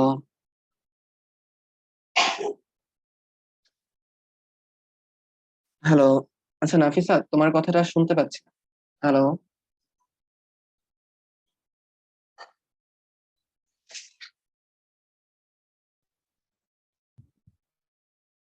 হ্যালো নাফিসা, শুনতে পাচ্ছ আমার কথা? আসসালামু আলাইকুম ভাইয়া। ওয়ালাইকুম আসসালাম। নাফিসা বলো তোমার কি প্রশ্ন? ভাইয়া, ওই যে আপনার একটু আগের স্লাইডের মধ্যে সংকরায়নটা একটু বুঝাইছিলেন, তো ওইটা একটু আরেকবার বলা যাবে? আচ্ছা সংকরায়ন, সংকরায়নের ক্ষেত্রে কি যেন বলতেছিলাম। আচ্ছা দেখো, সংকরায়নের ক্ষেত্রে দেখো এটা হবে, ধরো তুমি ব্যাপারটা সংকরায়নের ক্ষেত্রে ব্যাপারটা এরকম, ধরো তোমার কাছে একটা আম গাছ আছে এক জাতের, আর একটা অন্য আরেক ধরনের আম গাছ আছে। দুইটা মিলাই ঝিলাই দিলা নতুন এক ধরনের আম গাছ হলো, ঠিক আছে? ওই আম গাছ ধরো হচ্ছে আস্তে ধীরে আরো বৈশিষ্ট্য চেঞ্জ করতে করতে একটা নতুন প্রজাতি হইতে পারে। সংকরণটা এরকম আম গাছ যতটা আমরা ইজিলি বলে ফেলছি এরকম না, যেটা হবে যে একটা বৈশিষ্ট্যের জীব আছে আরেকটা বৈশিষ্ট্যের জীব আছে, এদের মিলে ঝিলে নতুন একটা জীব হয়, এটার আমরা সংকরণ বলে থাকি আর কি। বুঝতে পারছি? জি ভাইয়া। ভাইয়া বইয়ের মধ্যে আরেকটা যে বিটল পোকা বলছে না, এটার নাফিসা, তোমার কথা মধ্যে আটকে আটকে আসতেছে। সারফেসটা ওরা বলতেছে সবুজ কালারের, মানে আচ্ছা, হ্যাঁ। ছবির মধ্যে আর কি। তো ওইখানে দেখা যাচ্ছে যে পাখিটা সবুজ কালারের পোকাগুলো। আসসালামু হুম, আলাইকুম ভাইয়া। হ্যালো, হ্যাঁ হ্যাঁ হ্যাঁ, নাফিসা বলো, এখন ঠিক সুন্দর। আছে? হ্যাঁ, এখন ঠিক আছে, বলো। সবুজ কালার যে সারফেসটা দেওয়া আছে এটার উপরে সবুজ কালার যে পোকাগুলো ওইগুলোকে পাখি খাচ্ছে, কিন্তু ওইখানে তো ভাই ইয়া কালারের আচ্ছা, গুলা শোনো খাওয়ার শোনো, কথা, বুঝতে পারছি। ব্রাউন কালার হ্যাঁ গুলা। হ্যাঁ, আমি বুঝতে পারছি। আসলে সারফেসটা ওই যে ধরো হচ্ছে প্রিন্ট করার সময় কালারটা এরকম চেঞ্জ, দেখো দেখো সারফেসটা কিন্তু একদম বাদামি না, সারফেসটা কিন্তু বলা যায়, সরি, একদম সবুজ না, বাদামি সবুজের মাঝামাঝি এরকম না। দেখো এটা হচ্ছে তুমি সবুজ জি থেকে জি যদি ইয়া করো অনেকটা হচ্ছে বাদামি টাইপ হয়ে যায়। তো এটা হচ্ছে যে ধরো হচ্ছে আঁকার সময় কালারটা ঠিকঠাক ভাবে দিতে পারে না। তুমি দেখবে তোমাদের বায়োলজি বইয়ের কিছু কিছু চিত্র আছে এরকম ইনএকুরেট, যেটা হচ্ছে চিত্রগুলা হয়তো যে বায়োলজি রিলেটেড কেউ ছবিগুলো আঁকে নাই, তাই এরকম কালারটা একটু চেঞ্জ হয়ে গেছে এই আর কি। কিন্তু কাহিনী যেটা হচ্ছে তুমি বর্ণনাটা পড়লেই বুঝতে পারবা যে আমরা তো এটা দেখছি যে মেরু ভালুকের ক্ষেত্রে কি হয়েছিল, সাদার ক্ষেত্রে সাদাগুলা টিকে ছিল, কালোগুলা বিলুপ্ত হয়ে গেছিল। এখানেও ধরো আর কি সেম কাহিনী হয়েছিল, যে বাদামি গুলো হচ্ছে লুকায় থাকতে পারছিল তাই ওইগুলো টিকে ছিল, সবুজ গুলা বিলুপ্ত হয়ে গেছে। বুঝতে পারছি? জি ভাইয়া, থ্যাংক ইউ। আচ্ছা, ধন্যবাদ তোমাকেও নাফিসা। আচ্ছা, নাফিসার পর আমরা চলে যাই ওমরের কাছে। আসসালামু আলাইকুম ভাইয়া। ওয়ালাইকুম আসসালাম। ওমর, কেমন আছো? আলহামদুলিল্লাহ ভালো আছি, আপনি কেমন আছেন? এই তো আলহামদুলিল্লাহ। বলো ওমর, তোমার কি প্রশ্ন? ভাইয়া, পাখি বিবর্তনের মাধ্যমে পাখি তৈরি হওয়ার সময় বিভিন্ন ধরনের পাখি উৎপন্ন হয়েছে, যেমন ছোট বড়, হম হম। সেরকম ব্যাঙও বিভিন্ন ধরনের ছোট বড়। মানুষের যখন বিবর্তন হয়েছে তখন বিভিন্ন ধরনের মানুষ তৈরি হয়নি কেন? মানুষের ক্ষেত্রে বিবর্ত ধরনের মানুষ তৈরি হয় নাই কেন? আচ্ছা, এটা হচ্ছে হোমোসেপিয়েন্স এর পাশাপাশি আরেকটা কি যেন হচ্ছে প্রজাতি একটা টাইমে ছিল, যেগুলাকে বলা হয় মানুষের কাছাকাছি বলা যায় আর কি, নিয়েন্ডারথালস নাকি কি জানি বলে, আমি ভুলে গেছি আর কি। কাহিনী যেটা হয়েছিল ওইটা হচ্ছে তোমার বিলুপ্ত হয়ে গেছে। মানুষের এরকম দুইটা ইয়া ছিল, ওইটা হচ্ছে বিলুপ্ত হয়ে গেছে। মানে ব্যাপারটা হয় তোমাকে যেটা বললাম আর কি, যে তোমরা বইয়ের যদি ছবিটা দেখো, ওই যে শাখা প্রশাখার বিষয়টা এরকম হয়েছে, এইদিকে যাইতেছে বিবর্তনের যে শাখা প্রশাখা। তো মানুষের ক্ষেত্রে ব্যাপারটা হয়ে গেছে এটা এরকম, যে জায়গাটায় একদম যে হচ্ছে সুপ্রিম একদম ভালো যে প্রজাতি ওইটা হচ্ছে মানুষ আছে। আর বাকিগুলা দেখো, তুমি যদি এরকম ভাবে চিন্তা করো যে বলা হয় যেটা আর কি, যে যারা হচ্ছে শিম্পাঞ্জি টাইপ জিনিসপত্র থেকে আসছে, তাহলে দেখো ওইগুলোর শাখা প্রশাখা ধরো, কিছু হচ্ছে বানর হয়ে গেছে, কিছু ধর হচ্ছে শিম্পাঞ্জি হয়ে গেছে। আর দেখো একদম এই দিকে একদম সবচেয়ে আগে যেটা আসছে সেটা হচ্ছে মানুষ। বুঝতে পারছি কিছুটা? অনেক সময় বলা হয়তো বানর থেকে মানুষ হয়েছে। বানর থেকে হয় নাই, বলা হইতে পারে এরকম, যে মানুষের পূর্বপুরুষ আর বানরের পূর্বপুরুষ এক, যে ধরো এই জায়গা থেকে ঘুরে ফিরে এই দিকে হচ্ছে বানর হয়ে গেছে, শিম্পাঞ্জি হয়ে গেছে আর মানুষ হয়ে গেছে। কথা বুঝতে পারছো?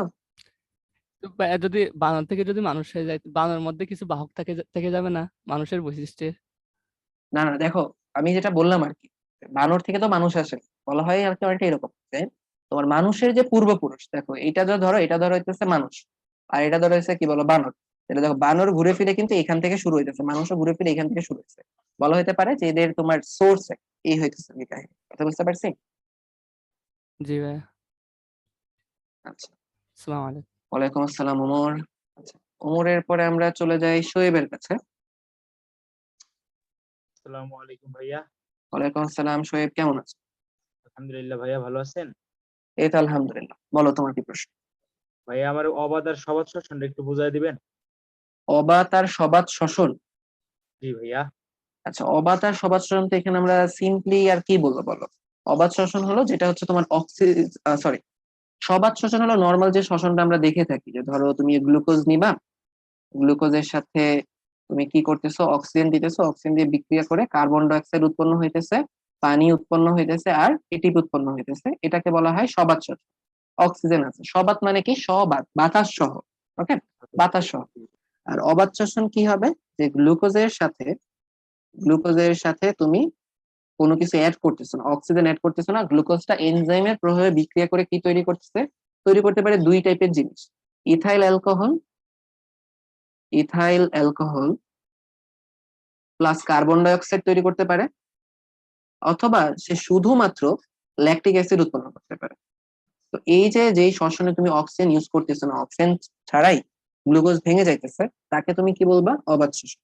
কথা বুঝতে পারছি কিছুটা? জি ভাইয়া।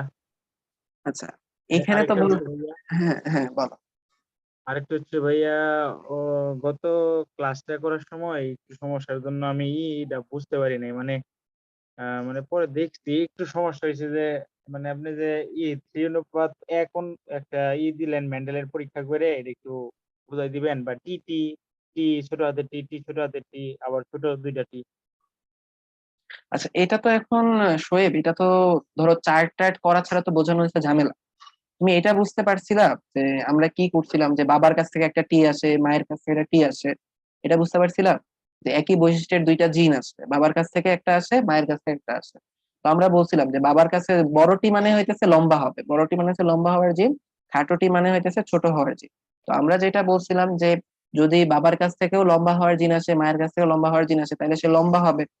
যদি ব্যাপারটা এরকম হয়, মায়ের কাছ থেকেও লম্বা, বাবার কাছ থেকেও সে লম্বা হওয়ার জিন পায়, তাহলে সে কি, সরি, মায়ের কাছ থেকেও খাটো, বাবার কাছ থেকে খাটো হবে, তাহলে সে কি হবে? খাটো হয়ে যাবে। আচ্ছা, এরকম জিন পাইলে, আর যদি এমন হয় বাবার কাছ থেকে লম্বা, মায়ের কাছ থেকে খাটো, তখন যেটা হয় যে কোনো একটা হবে। তো এক্ষেত্রে দেখা যায় এরা লম্বা হয়, তাই লম্বা বৈশিষ্ট্যটাকে হচ্ছে প্রকট বলছিলাম। তো এইভাবে দেখবা আমরা হচ্ছে চার্ট গুলোকে কিন্তু এভাবে মিলাইছিলাম। ব্যাপারটা ছিল কিন্তু একটা এরকম, যে এই পাশে দেখবা কি ছিল, যে বড় হাতের টি, বড় হাতের টি নিয়েছিলাম যে বাবা হয়, বাবাকে আমরা কি নিয়ে নিয়েছিলাম, যে বাবার মধ্যে এরকম আছে, দুইটা বড় হাতের টি আছে। মায়ের মধ্যে কি ধরে নিয়েছিলাম বলতো? ধরে নিয়েছিলাম যে কি, যে মায়ের ক্ষেত্রে ধরে নিয়েছিলাম যে দুইটা ছোট হাতের টি আছে, তাহলে সে ছেলেকে মেয়েকে এরকম দুইটা ছোট হাতের টি দিতে পারে। তো এরকম এরকম নিয়েছিলাম। তাহলে ধরো বাবা আর মা মিলে এখানে যে বাচ্চাটা হবে, বাবার কাছ থেকে পাবে কি বড় হাতের টি, মায়ের কাছ থেকে ছোট হাতের টি, বাবার কাছে বড় হাতের টি, মায়ের কাছ থেকে ছোট হাতের টি। এই যেভাবে হইতেছে আমরা সাজাইছিলাম। তারপর দেখো সবার মধ্যে কি বড় হাতের টিও আছে, ছোট হাতের টিও আছে, মানে লম্বা হওয়ার জিন আছে, খাটো হওয়ারও জিন আছে। তো সবাই কি হয়ে গেছিল এখানে দেখো লম্বা, লম্বাটা প্রকট বৈশিষ্ট্য। কিছুটা বুঝতে পারছি?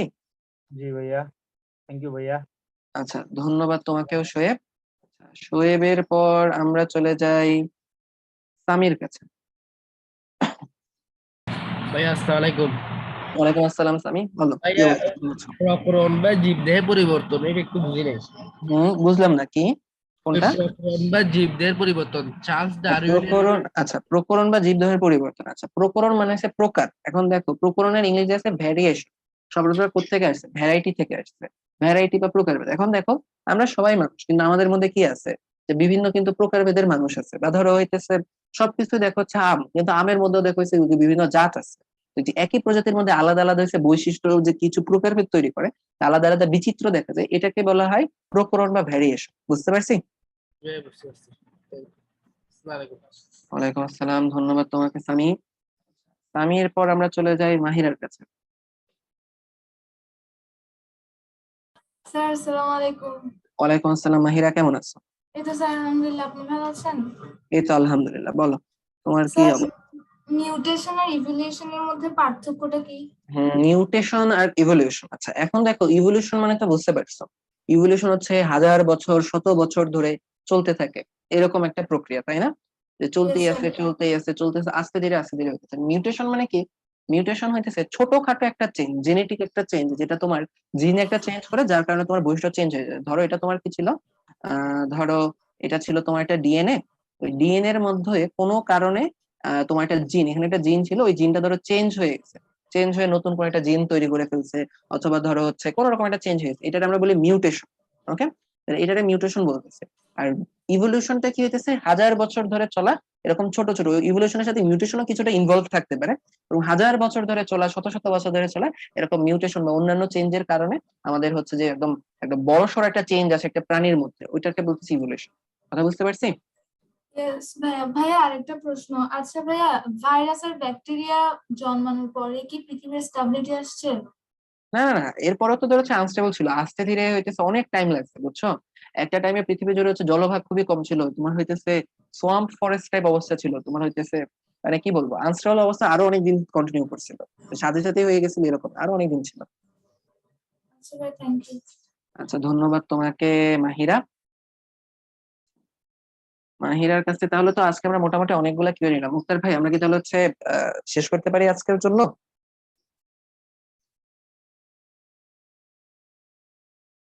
জি ভাই, আমরা তাহলে শেষ করতে পারি ভাই। জি ভাই, আমরা তাহলে আজকের জন্য শেষ করি। তাহলে পোলাপান ভালো থেকো সবাই, আর চ্যাপ্টারটা ভালো করে পড়ে ফেলো। ইনশাল্লাহ হয়তো নেক্সট ক্লাসে আবার দেখা হবে। সে পর্যন্ত সুস্থ থেকো সবাই, দোয়া করো আমার জন্য। আল্লাহ হাফেজ, আসসালামু আলাইকুম। ধন্যবাদ তারিফ ভাইয়া। আর রাফি আপু শুনতে পাচ্ছেন? আমরা তাহলে শেষ করতে পারি আজকের মতো। জি ভাইয়া, আমরা শেষ করতে পারি।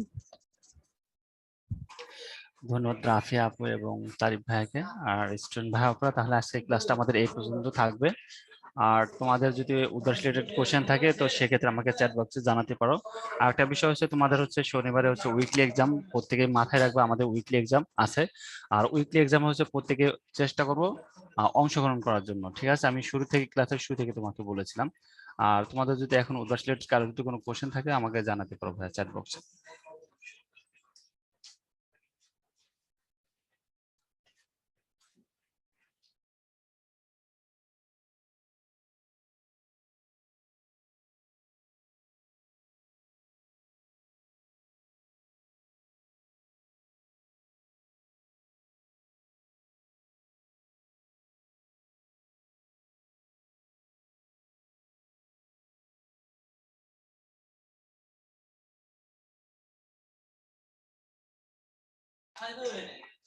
আচ্ছা, হ্যাঁ তাহলে সকালে ব্যাচে যাইতে হলে পারে তোমার হচ্ছে ফোন দিও আমাদের, ফোন দিয়ে তারপর হচ্ছে তোমার ব্যাচ টাইমটা চেঞ্জ করে নিতে হবে।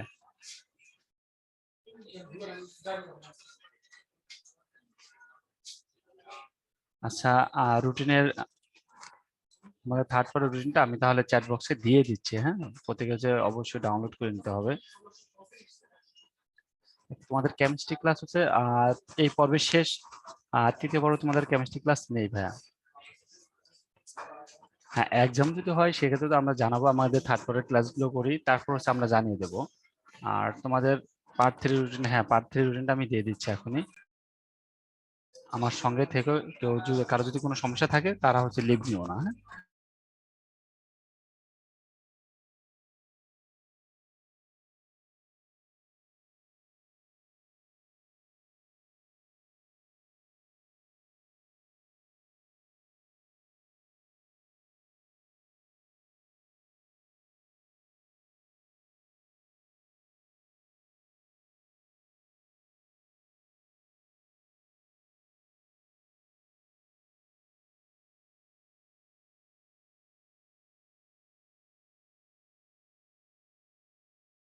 আচ্ছা, আমি তোমাদেরকে পার্ট থ্রির রুটিনটা দিয়ে দিয়েছি চ্যাট বক্সে, প্রত্যেকে হচ্ছে ডাউনলোড করে নিতে হবে।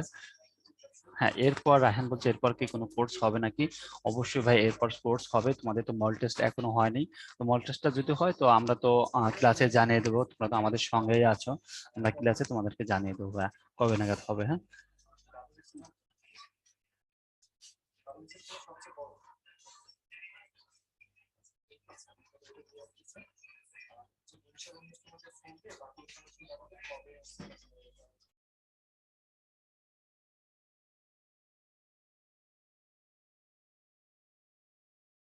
আচ্ছা, একজন বলছো ভাই ক্লাস জয়েন করার সময় চ্যাপ্টার পাশে কেন বিভি লেখা হয়?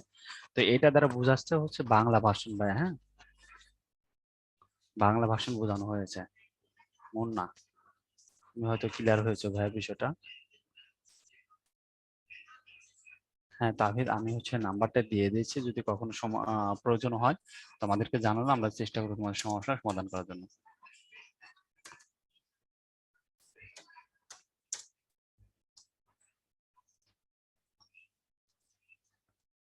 হ্যাঁ, হ্যাঁ আমি তোমাদের হচ্ছে নাম্বারটা দিয়ে দিয়েছি, যদি কখনো সমস্যা হয় আমাদের হচ্ছে এটা অফিসিয়াল নাম্বার, তোমরা যোগাযোগ করতে পারবা। হ্যাঁ রাহেন, এখনো তো এই কোর্সটার এখনো একটা পার্ট বাকি আছে, পার্ট থ্রি। আর পার্ট থ্রি হচ্ছে তোমাদের রুটিনের লাস্ট পর্ব।